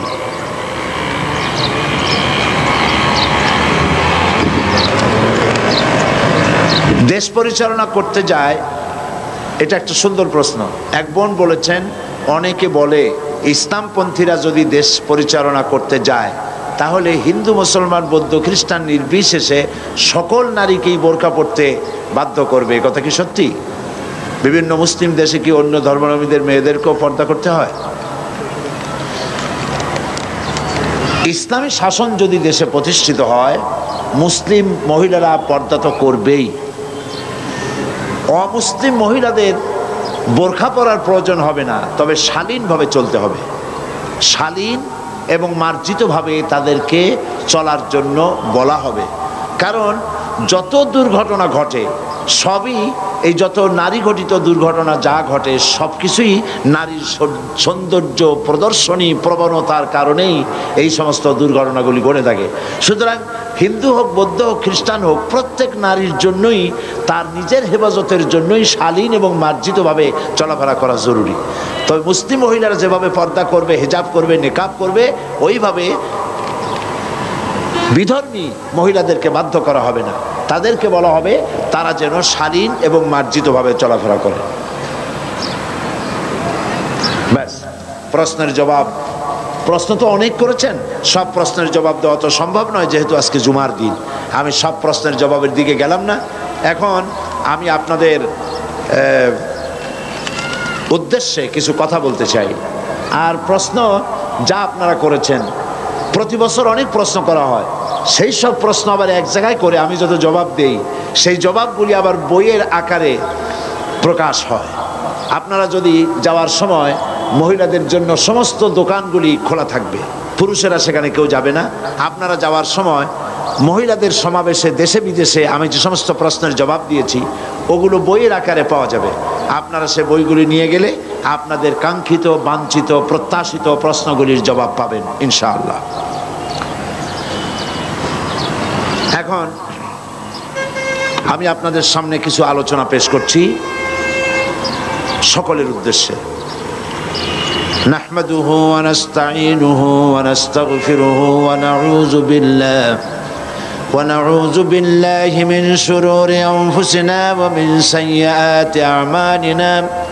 من يهد الله فلا مضل له ومن يضلل فلا هادي له ونشهد أن لا إله إلا الله وحده لا شريك له ونشهد أن سيدنا وحبيبنا ومولانا محمدا عبده ورسوله الذي أرسله بالحق بشيرا ونذيرا وداعيا إلى الله بإذنه وسراجا منيرا. فقد قال الله تعالى في كلامه المجيد وفرقانه الحميد: أعوذ بالله من الشيطان الرجيم. بسم الله الرحمن الرحيم. يا أيها الناس اعبدوا ربكم الذي خلقكم والذين من قبلكم لعلكم تتقون. আমার সম্মানিত মা ও বোনেরা, আসসালামু আলাইকুম ওয়া রাহমাতুল্লাহি ওয়া বারাকাতুহু। সম্মানিত মা ও বোনেদের উদ্দেশ্যে এতক্ষণ তাদের প্রশ্নের জবাব দিলাম। এখন আপনাদের খেদমতে আরজ করছি, আল্লাহ রাব্বুল আলামিন এই পৃথিবীতে মানব গোষ্ঠীকে সৃষ্টি করেছেন তার ইবাদতের জন্য। সেই ইবাদত, যে ইবাদতের জন্য আল্লাহ পাক মানুষ এবং জিন জাতিকে সৃষ্টি করেছেন, সেই ইবাদতটা আমাদেরকে বুঝতে হবে। সেই ইবাদত কি? পৃথিবীতে নারী এবং পুরুষ আল্লাহ সৃষ্টি করেছেন, উভয়কেই বানায়েছেন তার ইবাদত করার জন্য, তার গোলামি করার জন্য। সেই গোলামি শুধু নামাজে, রোজায়, হজ, যাকাতে নয়, সেই গোলামি জীবনের সকল ক্ষেত্রেই করতে হবে। মহিলাদের ব্যাপারে আল্লাহ পাক কোরআনে কারিমে বহুত কথা বলেছেন। নারী এবং পুরুষকে ইসলাম সমান অধিকার দিয়েছে। নারীদের ব্যাপারে আজ এক শ্রেণীর বুদ্ধিজীবী, এক শ্রেণীর কবি সাহিত্যিক, তারা নারীদেরকে কথা বোঝাচ্ছে যে ইসলাম নারীদেরকে ঠকায়। বিশেষ করে যে ফতোয়ার প্রশ্নটা প্রথম এসেছে, ফতোয়া এই শব্দটিকে এমনভাবে নিন্দনীয়, ঘৃণিত হিসাবে পত্রপত্রিকা লিখেছে, যাতে করে একজন নারী যখন এই ফতোয়ার শব্দটি পড়ে, তখন তার কাছে মনে হয় ফতোয়া মানেই হলো নারী নির্যাতনের একটি হাতিয়ার। ঠিক কিনা? এটি হলো একটি দুরভিসন্ধির ফসল, ষড়যন্ত্রের ফসল। নারী এবং পুরুষ উভয়ের সমান অধিকার দিয়েছে ইসলাম। এর থেকে বড় অধিকার আর কেউ দেয়নি। বুদ্ধিজীবীরা চায়, তথাকথিত কবি সাহিত্যিকরা চায় পুরুষের বিরুদ্ধে নারীদেরকে খেপিয়ে তোলা, এবং সেজন্যে এনজিওরা বিরাট ভূমিকা পালন করতেছে। তারা নারীদের মুখ থেকে স্লোগান তুলাইছে এই কথা বলে কিসের বর কিসের ঘর, কিসের বর কিসের ঘর, যা খুশি তাই কর। এটা একটা স্লোগান হলো। এরপরে স্লোগান তুলেছে আমার দেহ আমার সিদ্ধান্ত, দেহ আমার সিদ্ধান্ত আমার। এই স্লোগানগুলি এনজিওদের শিখিয়ে দেওয়া। দেহ আমার সিদ্ধান্ত আমার, এই কথা আপনি বলতে পারেন না, কারণ দেহ আপনার, আপনি দাবি করতে আংশিক হলেও পারেন, কিন্তু এই দেহটা সৃষ্টি করেছেন কে? নাম বলুন, কে করেছেন? এই দেহ তার স্রষ্টা হচ্ছেন আল্লাহ পাক। সুতরাং এই দেহের ব্যাপারে সিদ্ধান্ত নেওয়ার মালিক আপনি নন। এই দেহের ব্যাপারে আপনি কিভাবে চলবেন, দেহের কেমন যত্ন করবেন, কেমন পোশাক পরবেন, সেই সিদ্ধান্ত আপনার হতে পারে না। এই সিদ্ধান্ত নেবেন তিনি, যিনি আপনার এই দেহ সৌষ্ঠব, অঙ্গ সৌষ্ঠব, সৌন্দর্য যিনি দান করেছেন, সিদ্ধান্ত তারটাই গ্রহণ করতে হবে। এখন প্রশ্ন হয়েছে, আপনি সিদ্ধান্ত নেবেন কি এনজিওদের না আল্লাহ? কার সিদ্ধান্ত নেবেন? তো আল্লাহ পাক সিদ্ধান্ত দিয়েছেন নারীদের ব্যাপারে, সিদ্ধান্ত দিয়েছেন তার চলার, তার বলার, তার কাপড় চোপড়ের, তার ওঠা বসার সিদ্ধান্ত, কি ধরনের পোশাক সে পরবে। কোরআন শরীফ তা পরিষ্কার করে বলে দিয়েছে, হাদিস শরীফ তা পরিষ্কার করে বলে দিয়েছে। সুতরাং নারী, অনেকে মনে করেন যে নারী হয়ে জন্মগ্রহণ করে আমার জীবনটাই বৃথা হয়ে গেছে। আসলে আপনার জীবন বৃথা হয়নি, বরং নারী হয়ে জন্মগ্রহণ করে আপনার জীবন তো ধন্যই হয়েছে। আপনাকে ভেবে দেখতে হবে, এই পৃথিবীতে যারা আল্লাহ দাবি করেছে, ইলাহা দাবি করেছে, রব দাবি করেছে, তারা কেউ তো নারী ছিলেন না, সবগুলি পুরুষ। ফেরাউন, নমরুদ, আবু জাহাল, আবু লাহাব, সাদ্দাদ, হামান, এরা কেউ কিন্তু নারী নয়, সবগুলি কি পুরুষ। এবং ইসলাম সর্বপ্রথম যিনি গ্রহণ করার সৌভাগ্য অর্জন করলেন, তিনিও কিন্তু কোনো পুরুষ নন। তিনি কে? একজন মহিলা, যার নাম হযরত খাদিজাতুল কুবরা রাদিয়াল্লাহু তাআলা আনহা। ইসলামের জন্য যখন রক্তের প্রয়োজন হলো, তখন কোন পুরুষ সেই সৌভাগ্য অর্জন করতে পারেনি। সর্বপ্রথম ইসলামের জন্য যিনি বুকের তাজা রক্ত ঢেলে দিয়েছিলেন, তিনি আপনাদের মতোই একজন নারী, যার নাম হযরতে সুমাইয়া রাদিয়াল্লাহু তাআলা আনহা। কাজে আপনি হীনমন্যতায় কেন ভুগবেন? ইনফ্রারিটি কমপ্লেক্সে কেন ভুগবেন? আপনি তো আল্লাহর সৃষ্টির মধ্যে শ্রেষ্ঠ সৃষ্টি, সুবহানাল্লাহ বিহামদিহি, সৃষ্টির সেরা মানুষ, আপনি তাদেরই একটা অংশ। মেয়েদের মর্যাদা এবং সম্মান ইসলাম সব থেকে বেশি দিয়েছে, তাদের মর্যাদায় কোথাও ঘাটতি করা হয়নি। রাসূল করিম সাল্লাল্লাহু আলাইহি ওয়াসাল্লাম ইন্তেকাল করার পর তার দেহ মোবারক, সেটাও স্থাপিত হয়েছে, রাখা হয়েছে একজন নারীর ঘরে। সে নারী হচ্ছেন আমাদের মা হযরতে আয়েশা সিদ্দিকা রাদিয়াল্লাহু তাআলা আনহা। তার ঘরেই তাকে সমাহিত করা হয়েছে, মাদফুন করা হয়েছে। কোন পুরুষের পায়ের তলে আল্লাহর জান্নাত, একথা তো রাসূলুল্লাহ বলেন নাই। বলেছেন? একথা বলেন নাই। আপনি নারী হয়ে জন্মগ্রহণ করে আপনার জীবন তো সফল। রাসূল করিম সাল্লাল্লাহু আলাইহি সাল্লাম বলেছেন, সন্তানের বেহেশত হচ্ছে তার মায়ের পায়ের তলে।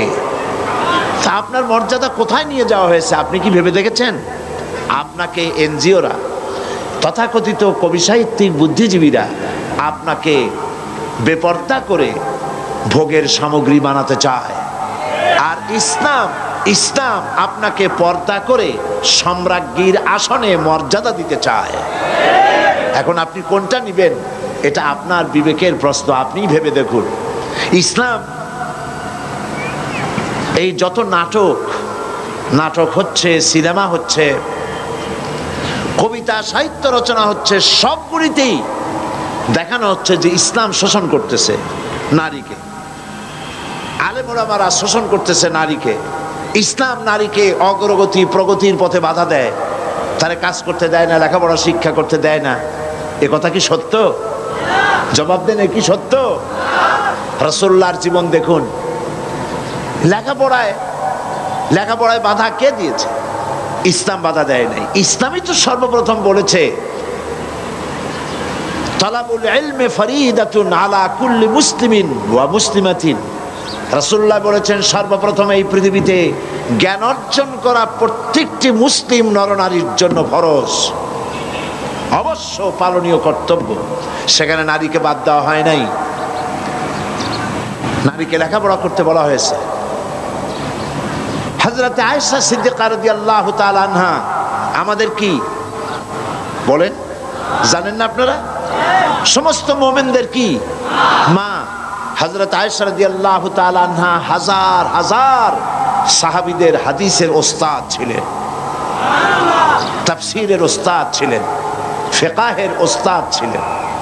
হাজার হাজার সাহাবীদের তিনি ফিকহ শিখিয়েছেন, কোরআন শিখিয়েছেন, হাদিস শিখিয়েছেন। সুবহানাল্লাহ, তিনি শিক্ষয়িত্রী ছিলেন।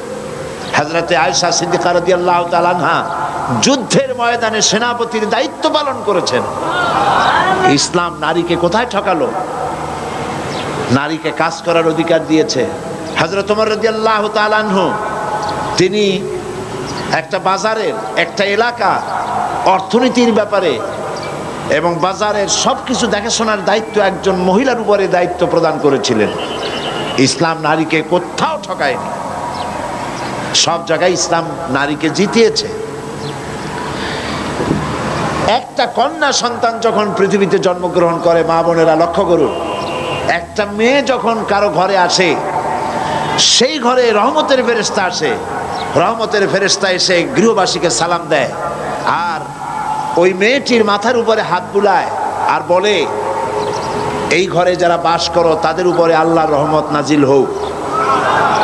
এই নবজাতক এই মেয়েটিকে যে যত্ন করবে, আদর করবে, সেবা করবে, ভালোবাসবে, সাহায্য করবে, সেই লোকটির প্রতি আল্লাহর সাহায্য কিয়ামত পর্যন্ত অব্যাহত থাকবে বলেছেন রাসূল করিম সাল্লাল্লাহু আলাইহি ওয়াসাল্লাম।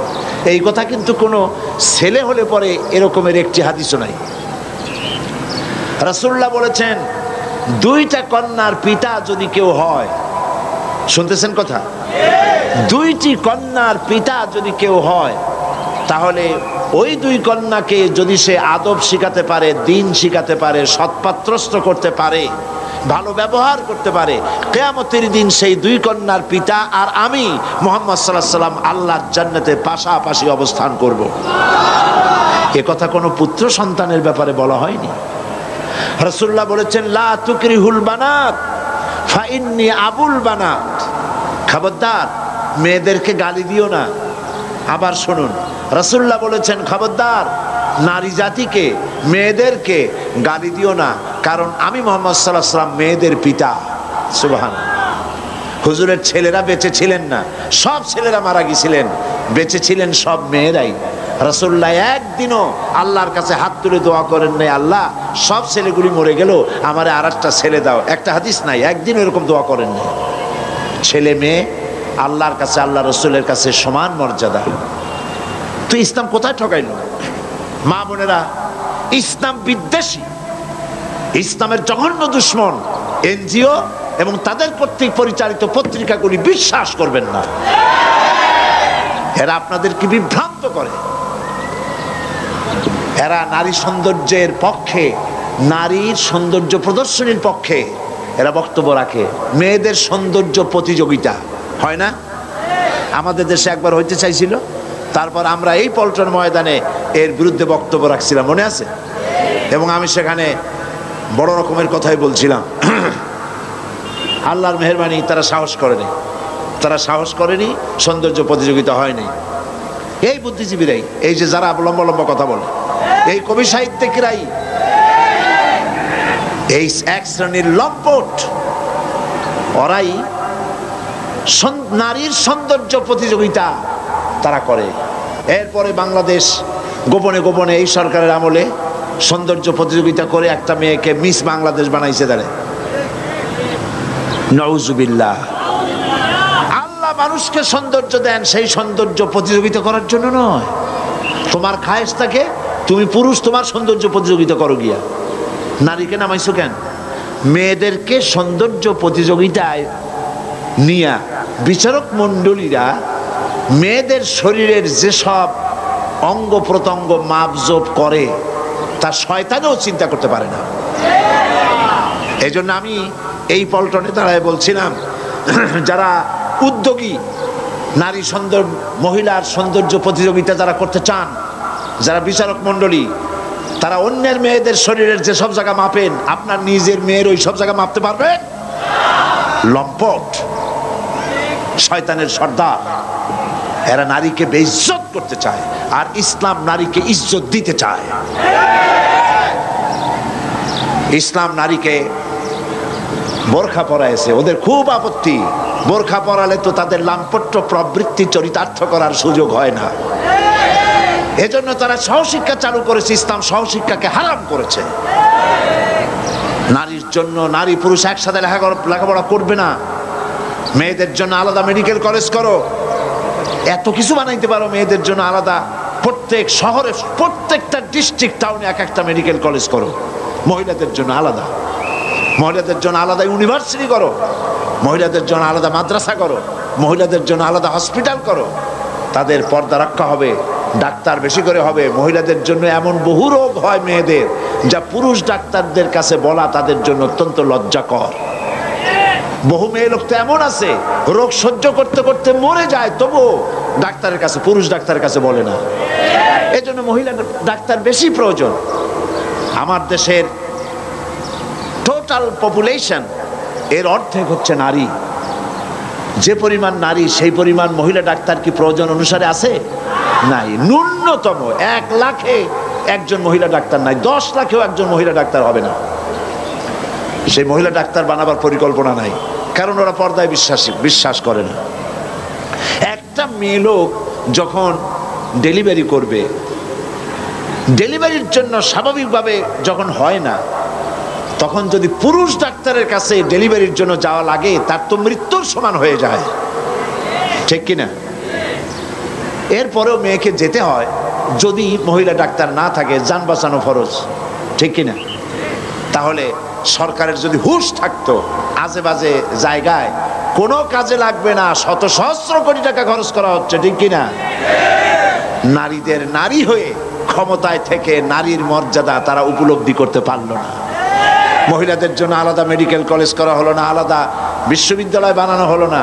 এখন আবার মেয়েরা নিজেরাই বিপদের দিকে যাচ্ছে। সান্ধ্য আইন নাকি একটা রাত্রি আইন আছে বিশ্ববিদ্যালয়ে, সূর্যাস্ত আইন।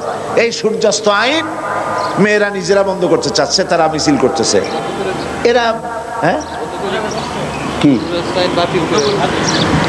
সূর্যাস্ত আইন নাকি বাতিল করে দিছে। দেখেন অবস্থাটা কি। সূর্যাস্ত আইনটা কেন হয়েছিল? মেয়েরা সন্ধ্যার পরে যেন আর হলগুলি থেকে বাইরে না যায়। হলগুলি থেকে বাইরে গেলেই সামনেই তো সোহরাওয়ার্দী উদ্যান, প্রেম কানন, ওইখানে গাছের তলায় বসিয়া ছেলে আর মেয়ে বাকবাকুম করতে থাকে। নাউযুবিল্লাহি মিন যালিক। সূর্যাস্ত আইনটা ছিল বলে অন্তত রাতের বেলায় কিছুটা নিরাপত্তা থাকতো। এখন সে আইনও তারা তুলে ফেললো। এখন মনে হচ্ছে যেন একটা বাঁধন না, এখন বাঁধন হারা হইয়া সবগুলি বাঁধন হয়ে যাচ্ছে। এদেরকে কে রক্ষা করবে? আল্লাহ ছাড়া। এই জন্য দুশ্চরিত্রের কথায় নিজেদেরকে বিভ্রান্ত করবেন না। নারীর পর্দা করা ইসলাম ফরজ করেছে। তেঁতুল দেখলে জিহ্বায় তো পানি আসবেই, ঠিক কিনা? আগুন দেখলে ভয় তো লাগবেই, সাপ দেখলে ভয় লাগবে, আগুনের কাছে জমাট ঘি থাকলে গলে যাবেই। পাশাপাশি নারী এবং পুরুষ, পরনারী পরপুরুষ একত্রিত হলে একের প্রতি অপরের আকর্ষণ সৃষ্টি হবেই, এটাই স্বাভাবিক। এই আকর্ষণকে যারা অস্বীকার করে, হয় সে নপুংসক না হয় মিথ্যেবাদী, ঠিক কিনা? এখন নারী এবং পুরুষ দুটোই শক্তি, দুটাই কি বলেন না কেন? শক্তি। এই দুই শক্তি দুই জায়গায় অবস্থানের কথা ইসলাম বলেছে। কিন্তু ইসলাম বিরোধী নেতৃবৃন্দরা তারা মনে করেছেন দুই শক্তি দুই জায়গায় থাকা যদি এইরকম চলে, দুই শক্তি যদি মিলাই দেই তাহলে আরো জোরে চলবে। যেমন স্টিমার চলে আগুন আর পানি দিয়া। এখন একজন নেতা গিয়ে দেখলো যে আগুন আর পানি মাঝখানে আছে একটা পার্টিশন লোহার। আগুন আর পানি দুই দিকে থাকিয়া জাহাজ চলতেছে প্রতি ঘন্টায় 20 নটিক্যাল মাইলে। এখন আমি যদি মাঝখান থেকে পার্টিশন তুলে দিয়ে আগুন আর পানি মিলাই দিতে পারি, তাহলে 40 নটিক্যাল মাইলে চলবে জাহাজ। এই মনে করে কোন নেতা প্রগতিবাদী, তথাকথিত দুর্গতিবাদী কোন নেতা স্টিমারের আগুন আর পানির মাঝখানের পার্টিশন যদি তুলে ফেলে দেয়, তাহলে আপনারা বলেন 40 মাইল বেগে সামনে যাবে না পাতালপুরীর নেমন্তন্ন খাইতে যাবে? কপাল পোড়া নেতা, কপাল পোড়া এনজিও, কপাল পোড়া বুদ্ধিজীবী, কপাল পোড়া নাট্যকার, কপাল পোড়া কবি সাহিত্যিক মেয়েদেরকে উলঙ্গ করে রাস্তায় বের করতে চায় তাদের নামপট্য প্রবৃত্তিকে চরিতার্থ করার জন্য। তোমরা কি আল্লাহর চাইতে বেশি বোঝো? তোমরা কি আল্লাহর চাইতে বেশি বোঝো? তোমরা কি রাসূলের চাইতে বেশি বোঝো? ইসলাম নারী এবং পুরুষকে আলাদা করেছে, আলাদা জায়গায় থাকার জন্য, নারীর অধিকার নষ্ট করার জন্য নয়। নারীর অধিকার ইসলাম দিয়েছে। বিবাহের ব্যাপারে নারীকে অধিকার দেওয়া হয়েছে। মেয়ের অমতে বিয়ে দিতে পারবেন না। আপনি বাপ এবং মা হওয়া সত্ত্বেও ফোর্স খাটিয়ে মেয়েকে বিবাহ দিতে পারবেন না। মেয়ে যদি বলে এই পুরুষকে আমি গ্রহণ করব না, আপনি জোর করে বিবাহ দিতে পারেন না। নারীর এই অধিকার কে দিয়েছে? কোন ধর্ম দেয় নাই, ইসলাম দিয়েছে। এমনকি বাল্য বিবাহ আপনি করাই দিলেন, কিন্তু মেয়ে যখন বড় হলো তারপরে যদি স্বামী তার পছন্দ না হয় তাহলে কি হবে? হাদিস শুনুন। আবু দাউদ শরীফে আসছে, এক যুবতী নারী রাসূল কারীম সাল্লাল্লাহু আলাইহি ওয়াসাল্লামের খেদমতে হাজির হলেন। মহিলা এসে বললেন, ইয়া রাসূলুল্লাহ, আমার ছোট্ট অবস্থা, আমার মা বাপ আমাকে একটা পুরুষের সঙ্গে বিয়ে দিয়েছিল। আমার তখন বিবাহের জ্ঞান, পুরুষ সম্পর্কিত কোনো অভিজ্ঞতা, কোনো জ্ঞান আমার ছিল না। বিয়ে হওয়ার পরে আমার যখন বয়স হয়েছে, এখন দেখছি যে এই পুরুষ আমার পছন্দ নয়। আমি এখন কি করতে পারি? রাসূলুল্লাহ বললেন, এটা তোমার ইখতিয়ার। ইচ্ছে করলে বিয়ে রাখতেও পারো, ইচ্ছে করলে বিবাহ ভঙ্গও করতে পারো। সুবহানাল্লাহ বলবেন না? এর থেকে অধিকার দেবে এনজিওরা, দেবে লম্পটেরা? অধিকার আল্লাহ এবং রাসূল যা দিয়েছে তার থেকে অতিরিক্ত অধিকার কারো দেওয়ার ক্ষমতা নাই। নারীকে বিবাহ করার, স্বামী চয়েস করার, তালাক দেওয়ার সব অধিকার ইসলাম দিয়েছে। এরপরে তারা বলে কি, আল্লাহ নিজেই নারীকে ঠকাইছে। কত বড় শয়তান চিন্তা করতে পারেন? আল্লাহ নাকি নারীকে ঠকাইছে। কিভাবে? একজন নাট্যকার তো বলেই ফেলেছে আল্লাহ অঙ্কে কাঁচা। নাউযুবিল্লাহি মিন যালিক। আল্লাহ ঠকালেন কিভাবে নারীকে? কয় যে একটা ছেলে সমান দুইটা মেয়ে, দুইটা মেয়েতে বাপের যে সম্পত্তি পাবে একটা ছেলেতে তাই পাবে। তাহলে ইসলাম তো, আল্লাহ নিজেই তো মেয়ে লোককে ঠকাই দিল। কপাল পোড়া। দুনিয়ার সব বোঝে, কোরআনের জ্ঞান নাই। পণ্ডিত, তবে মূর্খ পণ্ডিত। কি পণ্ডিত? মূর্খ পণ্ডিত। কোরআনের জ্ঞান নাই, কিচ্ছু নাই, জিরো। কোরআন জানো না, কিচ্ছু জানো না, আল্লাহর কাছে কোনো দাম নাই। মুসলমান দাবি করতে চাও, কোরআন বুঝতে হবে, ঠিক কিনা? কোরআন বুঝতে হবে। তুমি বুদ্ধিজীবী হয়েছো, তাতে কি হয়েছে? তোমার চাইতে বড় বুদ্ধিজীবীর নাম হলো শয়তান। সবচাইতে বড় বুদ্ধিজীবী কে? শয়তান।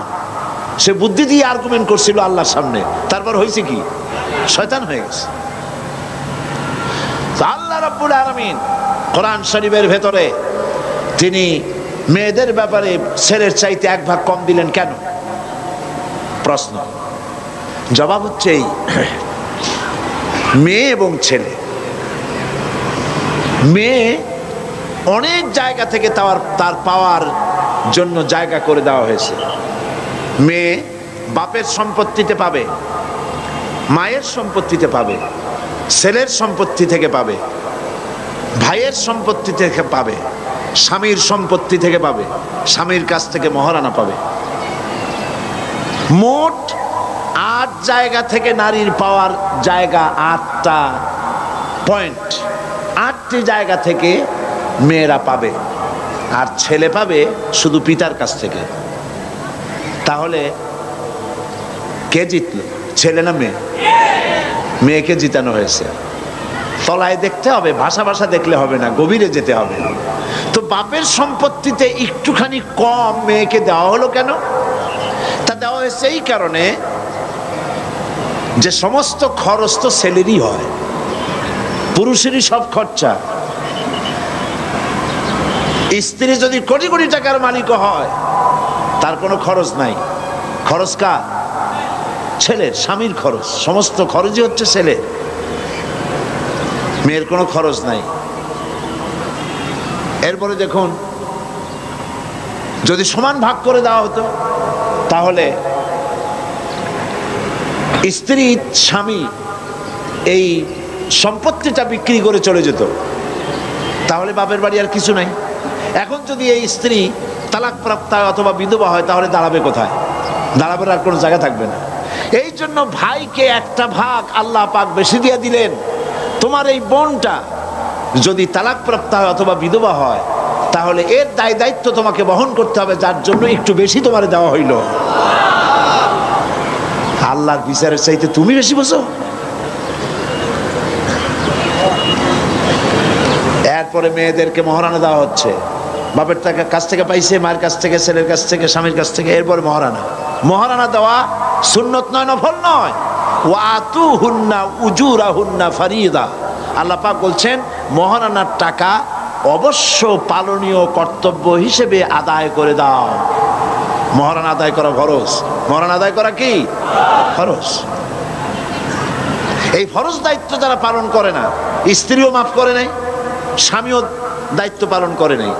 যদি এমনটি হয়, আর যদি স্ত্রী মাফই না করে, কিয়ামতের দিন স্বামীকে জেনাকারের কাতারে দাঁড়াতে হবে। নাউজুবিল্লাহ। মহারানার টাকা আদায় করতেই হবে। এখন কোরআন বলছে মহারানার টাকা তুমি তাকে দিলা, সে টাকা দিয়ে ব্যবসা করলো, কোটি কোটি টাকার মালিক হয়ে গেল। তুমি যদি পর্বত সমতুল্য সম্পদ তোমার স্ত্রীকে দাও, কণা মাত্র ফিরাইয়া নিও না। আল্লাহ চান মেয়ে লোকদের কাছে টাকা থাকুক, পয়সা করি থাকুক, এটা আল্লাহ চান। তাও সুবহানাল্লাহ বলবেন না? ইসলাম ঠকাইল না জিতাইল? জিতিয়ে দিয়েছে। মহারানার টাকা দাও, সম্পদ দাও, পয়সা করি দাও, আর এই আটটা 10টা জায়গা থেকে তার পাওয়ার সোর্স রয়েছে। মাঝে মধ্যে বলি আমার মা বোনেরা, আমি মাঝে মধ্যে এভাবে বলি, মেয়ে লোকেরা যদি জানতেন,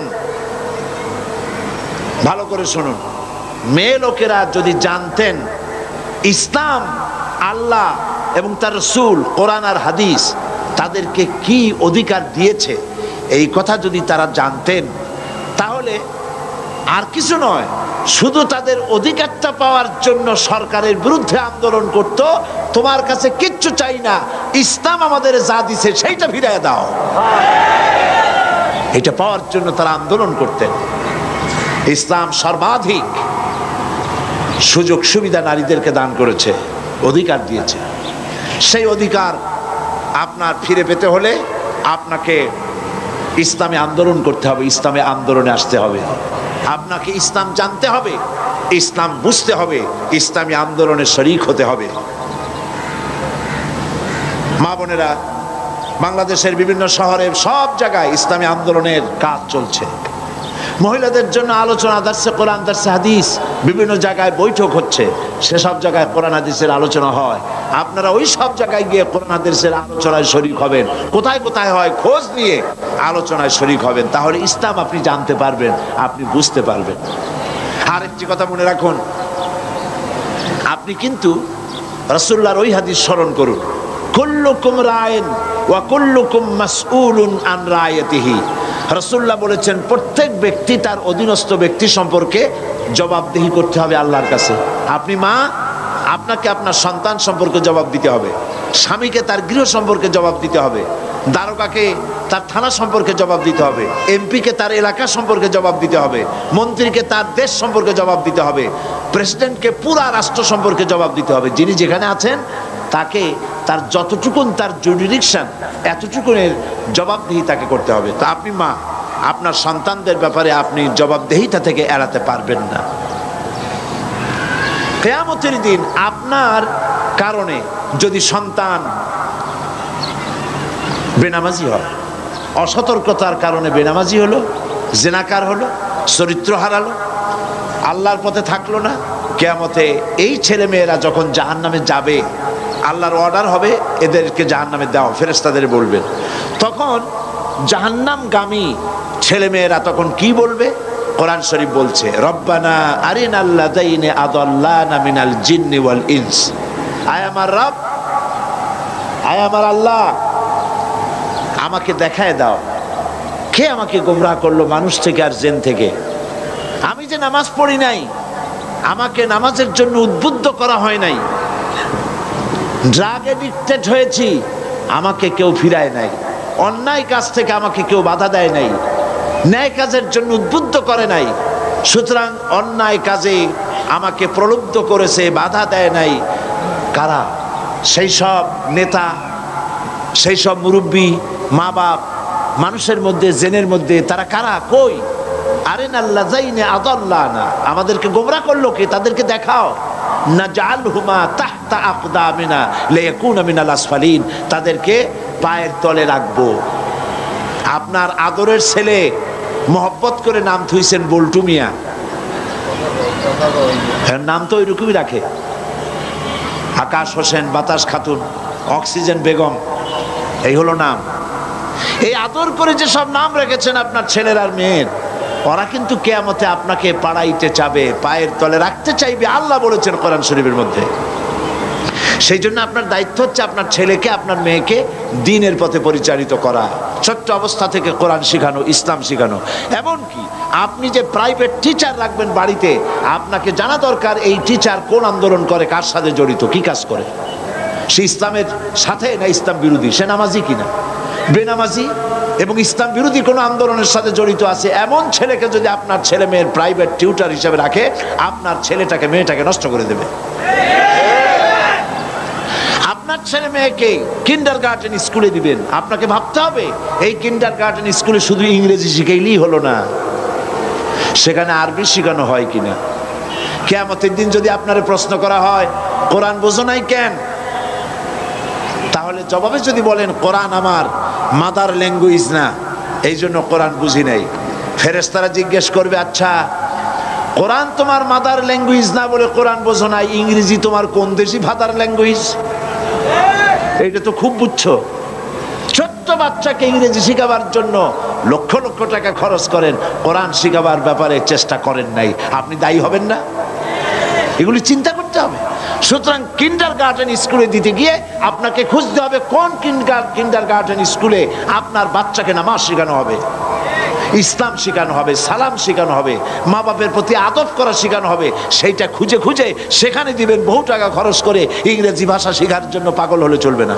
তার অর্থ এই নয় যে আমি আপনাদেরকে ইংরেজি শিখতে নিষেধ করেছি, তা ইংরেজি আপনি শিখুন, আপনার ছেলেকেও শিখান, মেয়েকেও শিখান, আপনিও শেখেন, কোনো অসুবিধা নাই। ইন্টারন্যাশনাল ল্যাঙ্গুয়েজ ইংলিশ শিখতে হবে, কিন্তু তার অর্থ এই নয় যে আপনি কোরআন হাদিস বিবর্জিত হয়ে যাবেন, আল্লাহর দ্বীন শিখবার পথ আপনি রাখবেন না। আর বাচ্চা অবস্থা থেকে যদি না শিখান তো শিখবি কি করে, ঠিক কিনা? দেখেন, রবীন্দ্রনাথের গান শিখাবার জন্য, শ্যামা সঙ্গীত শিখাবার জন্যে, সারেগামা, পাদানিসা, বাবা নানা, খালু মামা, এইসব সারেগামা শেখাবার জন্য মাস্টার রাখা হয় বাড়িতে। সপ্তাহে 3 ঘন্টা ক্লাস করে, বেতন তার 10,000 টাকা। আর কোরআন শরীফ শিখাইতে যিনি আসবেন, বেতন 500 টাকা। সপ্তাহে প্রত্যেক দিন আসতে হবে, 1 ঘন্টা করে পড়ায় যাবে, 500 টাকা বেতন, 6 মাসের বাকি। তো এতে তো কোরআন শেখা হবে না, শেখা হবে আনাকুম জানাকুম, ঠিক কিনা? কপাল পোড়া। কি পোড়া? কপাল পোড়া। সেই জন্য মা বোনদের বলবো, সন্তানদেরকে ছোট্ট অবস্থা থেকে কোরআন শিখান, হাদিস শিখান, চরিত্র শিখান, দ্বীন শিখান, ঈমান শিখান। মেয়ে যখন একটু বড় হয়েছে, 4 বছর 5 বছর বয়স হয়ে গেছে, আর হাফ প্যান্ট পরাবেন না, ওকে সেলোয়ার পরান, কামিজ পরান। 6-7 বছর বয়স হয়েছে, 8 বছর বয়স হয়ে গেছে, চাদর পরান, শরম শিখান, মেয়েটা বাধ্যগত হবে। আর যদি 10-12 বছর, 13-14 বছর, 15-16 বছর বয়স হয়ে গেছে, জিন্সের প্যান্ট, গেঞ্জি আর শার্ট পরে রাস্তায় নামতেছে, মাথায় বব কাটিং দিয়ে, আপনি কথাও কর না, বেশি দূর যাওয়া লাগবে না, অল্প সময়ের মধ্যে মেয়ে আপনার বাঁধন হারা হয়ে বাঁধনের তালিকায় খাতায় নাম লেখাবে। এই জন্য কন্ট্রোল করার দায়িত্ব আপনার, ঠিক কিনা? আপনার দায়িত্ব, আপনি আপনার মেয়েকে কন্ট্রোল করুন। ছোট্ট অবস্থাতে করতে হবে। বাঁশের কঞ্চি হয়, এই কঞ্চিগুলি নরম থাকে, বাঁশের জন্ম অবস্থায় নরম থাকে, তখন যেমন খুশি তেমন ঘুরানো যায়। কিন্তু বাঁশ যখন বড় হয়ে যায়, যখন পেকে যায়, তখন তাকে আর বাঁকা করা যায় না। বাঁশ বাঁকা করতে গেলে ঠাস ঠাস করে গিরা ফাটিয়া আপনার সোয়াল শুদ্ধ উড়ায় ফেলবে। এই জন্য বাচ্চা অবস্থা থেকে তাকে কন্ট্রোল করেন, বড় হয়ে গেলে আর পারবেন না। ছেলে বলবে, মা বুড়ি মানুষ তুমি বুঝবা কি, এখন মডার্ন যুগ, পাঙ্কের যুগ। ছেলেরা এখন শুধু মেয়েরাই নাকে ফুল পরে না, ছেলেরাও নাকে ফুল পরা আরম্ভ করছে। নাকে ফুল, কানে ফুল, ঠোঁটের মধ্যেও রিং পরে। আমি ইউরোপে আমেরিকায় দেখছি ছেলেরা ঠোঁটে, জিহ্বায়, নাভিতে বড় বড় রিং পড়েছে, কানের মধ্যে, নাকের মধ্যে। মাথার চুল চতুর্দিক দিয়ে কামাইয়া মাথার উপরে তালপট্টির দ্বীপের মতো বানাইছে। আবার কেউ বা মাথার দুই দিক থেকে চুল কামাইয়া মাথার উপরে তাল পাতার মতো, মোরগের ঝুটির মতো করে তাতে আবার রং মাখছে। কেউ বা তার চুলের পিছনে ছোট ছোট করে ছেটে ওখানে বাড়ির টেলিফোন নম্বর, রোড নম্বর লিখে রাখছে। আমি বলছি, শয়তানে যদি এই দৃশ্য দেখে, শয়তান শুধু কানবে আর বলবে, আমি শয়তান হয়েছিলাম কি কাজে? এগুলি তো মারাত্মক শয়তান। পুরুষ চুলের অবস্থা দেখলে অস্থির হয়ে যেত, কি চুল! টিভি এবং ছবিতে এই সমস্ত জিনিস দিয়ে মানুষকে উৎসাহিত করা হচ্ছে। পুরুষ মানুষ মেয়ে লোকের মতো লম্বা লম্বা চুল রেখা মাথায় ঝাঁকুনি দিয়ে চিৎকার হয়ে পড়তেছে, সব মাইকেল জ্যাকসন হতে চায়। আজীব তামাশা। এই জন্য মা হিসাবে আপনার দায়িত্ব হচ্ছে আপনার সন্তানকে ভালো বানানো, ছেলে এবং মেয়েকে কন্ট্রোল করা, এই দায়িত্ব আপনার। আপনার স্বামীকে ভালো বানাবার দায়িত্ব আপনার। আপনি চেষ্টা করুন, চেষ্টা করলে কি না হয়, চেষ্টা করুন সন্তানকে ভালো বানাবার। তাহলে কিয়ামতের দিন আল্লাহর কাছে জাযা লাভ করতে পারবেন, পুরস্কৃত হবে। মা বোনেরা, দেশ আজ এক মহা সংকটকাল অতিক্রম করতে যাচ্ছে। এদেশে ইসলাম টিকে থাকবে কি থাকবে না তার এক প্রশ্ন এসে দাঁড়িয়েছে। এই কঠিন সময় মা বোনদের বিরাট ভূমিকা রয়েছে। সেই ভূমিকা আপনি বুঝুন, সেই ভূমিকা পালনের জন্য এগিয়ে আসুন। ইসলাম বোঝার জন্য সর্বপ্রথম আমি বলেছি, কোরআন শরীফ পড়ুন। কোরআন শরীফের তাফসীর এই দোকানগুলিতে পাওয়া যাবে। আপনারা যাওয়ার সময় কেউ খালি হাতে যাবেন না, দোকানগুলিতে যাবেন। আমি পুরুষদের বলে দেব, অনুরোধ করব, কোনো পুরুষ, আমি মোনাজাত করে দেওয়ার পর কোনো পুরুষ যেন দোকানগুলিতে যাবেন না। ওখানে মা বোনেরা কেনাকাটা করতে যাবেন। আপনারা আপনাদের পছন্দ মতো বইপত্র কিনে নেবেন, তাফসীর কিনবেন। তাফহিমুল কোরআন, সারা বিশ্বে পরিচিত তাফহিমুল কোরআন আপনারা কিনবেন। ঘরকে ভালো বানান, মেয়েকে দিন শিখান, ইমান শিখান, চরিত্র শিখান, জাহান্নাম শিখান, পরকাল শিখান। মরা লাগবে এবং পরকালে আল্লাহর সামনে দাঁড়ানো লাগবে, এটা ছেলেকেও শিখান, মেয়েকেও শিখান। মেয়েকে বলেন, এই রূপ, এই যৌবন চিরকাল থাকবে না, এক সময় আসবে। আমি মা, আজ আমার যেমন যৌবন চলে গেছে, চামড়া শিথিল হয়ে গেছে, শরীরটা দুর্বল হয়ে গেছে, তোমার নানি, তোমার দাদি, তাদেরও রূপ ছিল, যৌবন ছিল, যা দেখে তোমার দাদা আর নানা পাগল হয়েছিল। এখন তাদের রূপও নাই, যৌবন নাই, সব ভাটি লেগে গেছে। তোমারও এইরকম হবে, তোমারও এইরকম হবে। সুতরাং যৌবন থাকতে এই শক্তি দিয়ে আল্লাহর ইবাদত করো, নামাজ পড়ো, রোজা করো, পর্দা করো, দিনের উপরে থাকো, চরিত্রবতী হও, কোরআন শেখো, ইসলাম শেখো, হাদিস শেখো। এভাবে করে যদি আপনি বানাইতে পারেন, কিয়ামতের দিন এর জাযা আল্লাহ পাক আপনাদেরকে দান করবেন। বলেন আমিন। আমি আর বক্তব্য রাখতে চাই না। মা বোনেরা যিনি যেখানে দাঁড়ায় আছেন, আপনারা বসেন, আমি আপনাদের জন্য মোনাজাত করব। সব মা বোনেরা যার যার জায়গায় বসুন, আমি আপনাদের জন্য এখন দোয়া করব। মোনাজাতের আগে কথা বলতে চাই, ইসলামী পাঠাগার আল্লাহর এক নিয়ামত। বলেন আলহামদুলিল্লাহ। অন্তত বছরে একবার হলেও ইসলামী পাঠাগার আপনাদেরকে সম্মানের সাথে এখানে এনে কোরআন ও হাদিসের কথা শোনায়। বলেন আলহামদুলিল্লাহ। আপনারা মেহেরবানি করে তাদের জন্য দোয়া করবেন, আল্লাহ পাক তৌফিক দান করুন। আল্লাহুম্মা আমিন। মা বোনেরা মোনাজাত করুন, সবাই হাত তুলে দোয়া করুন। ربنا ظلمنا أنفسنا وإن لم تغفر لنا وترحمنا لنكونن من الخاسرين। আয় আল্লাহ তাআলা, হাজার হাজার মা বোনেরা এবং ভাইয়েরা কষ্ট করে জুমার দিনে দীর্ঘক্ষণ ধরে আমরা তোমার দ্বীনের কথা আলোচনা করেছি, শুনেছি। রব্বুল আলামিন মেহেরবানি করে আমাদের আলোচনার সওয়াব জনাবে মুহাম্মদুর রাসূলুল্লাহ সাল্লাল্লাহু আলাইহি ওয়াসাল্লামের রূহ মুবারকে পৌঁছায় দাও। তাম পৃথিবীর মাটির নিচে যত মুমিন মুমিনাত শুয়ে আছেন তাদের আরওয়ার পরে সওয়াব পৌঁছায় দাও রব্বুল আলামিন। মা বোনেরা যারা এসেছেন, মা বোনদের জিন্দেগির সমস্ত গুনাহ খাতা মাফ করে দাও রব্বুল আলামিন। মা বোনদের এমন জীবন যাপন করার তৌফিক দাও যাতে করে কিয়ামতের দিন হযরত আবু বকর, হযরতে আয়েশা, হযরতে খাদিজা, হযরত ফাতেমা তাদের সঙ্গে হাসর নসিব হয়ে যায়। আয় আল্লাহ তাআলা, যে সমস্ত মা বোনদের স্বামী নাই, দুনিয়ায় মারা গেছে, আল্লাহ তুমি তাদের সাহারা হয়ে যাও। যাদের সন্তান নাই, আল্লাহ তুমি দয়া করে নিঃসন্তানী স্ত্রীকে আল্লাহ তুমি দয়া করে সন্তান দান করে দাও রব্বুল আলামিন। যাদের মেয়ে বড় হয়েছে, বিয়ে দিতে পারে না, তাদের বিবাহের বন্দোবস্ত করে দাও। যারা অসুস্থ আছেন, আল্লাহ তাআলা তুমি দয়া করে তাদের রোগ শোক আল্লাহ তুমি মাফ করে দাও। সকলকে শেফায়ে আজেলা শেফায়ে কামেলা দান করে দাও। আল্লাহ তাআলা তুমি আমাদেরকে যেসব সন্তান সন্ততি দান করেছো, সমস্ত সন্তান সন্ততিদেরকে দিনদার ইমানদার পরেজগার বানায় দাও রব্বুল আলামিন। যে সমস্ত স্বামী স্ত্রীর মধ্যে মনোমালিন্য আছে, তাদের মধ্যে তুমি মহব্বত পয়দা করে দাও, ভালোবাসা পয়দা করে দাও। আল্লাহ তাআলা তুমি দয়া করে আজকের এই মাহফিল তোমার দরবারে মঞ্জুর করে নাও। আজকের মাহফিলের শেষ দিন, এই শেষ দিনের মাহফিলকে তোমার দরবারে আল্লাহ পাক তুমি দয়া করে কবুল করে নাও। আমি কয়েক সেকেন্ড আপনাদের জন্য ছেড়ে দিচ্ছি। জুমার দিন দোয়া কবুল হবে। মা বোনেরা মাথা নিচু করে চক্ষু বন্ধ করে আপনারা আপনাদের নিজেদের ব্যথা, নিজেদের দুঃখ কষ্টের কথা নিজেদের ভাষায় আল্লাহর কাছে বলুন।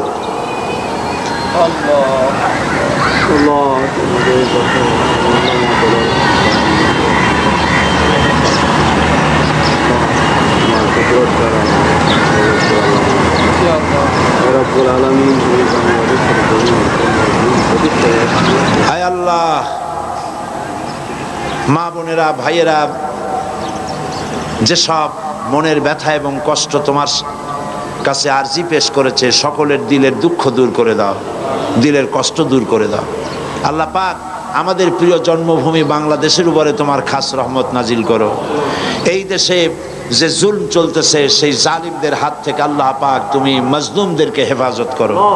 আল্লাহ তাআলা বাংলাদেশকে ইসলামী রাষ্ট্রে পরিণত করে দাও। কোরআন সুন্নাহর আইন এখানে প্রতিষ্ঠিত হতে পারে সে সুযোগ তুমি করে দাও রব্বুল আলামিন। গোটা পৃথিবীর বুকে মুসলমানদের উপরে তুমি রহমত নাজিল করো। আমাদের সকলের দিলের নেক আশা তুমি পূরণ করো। রব্বানা তাকাব্বাল মিন্না ইন্নাকা আনতাস সামিউল আলিম ওয়া তুব আলাইনা ইন্নাকা আনতাত তাওয়াবুর রহিম। সুবহান রাব্বিকা রাব্বিল ইজ্জাতি আম্মা ইয়াসিফুন ওয়া সালামুন আলাল মুরসালিন والحمد لله رب العالمين وجعل آخر كلمة عند الموت لا إله إلا الله محمد رسول الله. السلام عليكم ورحمة الله.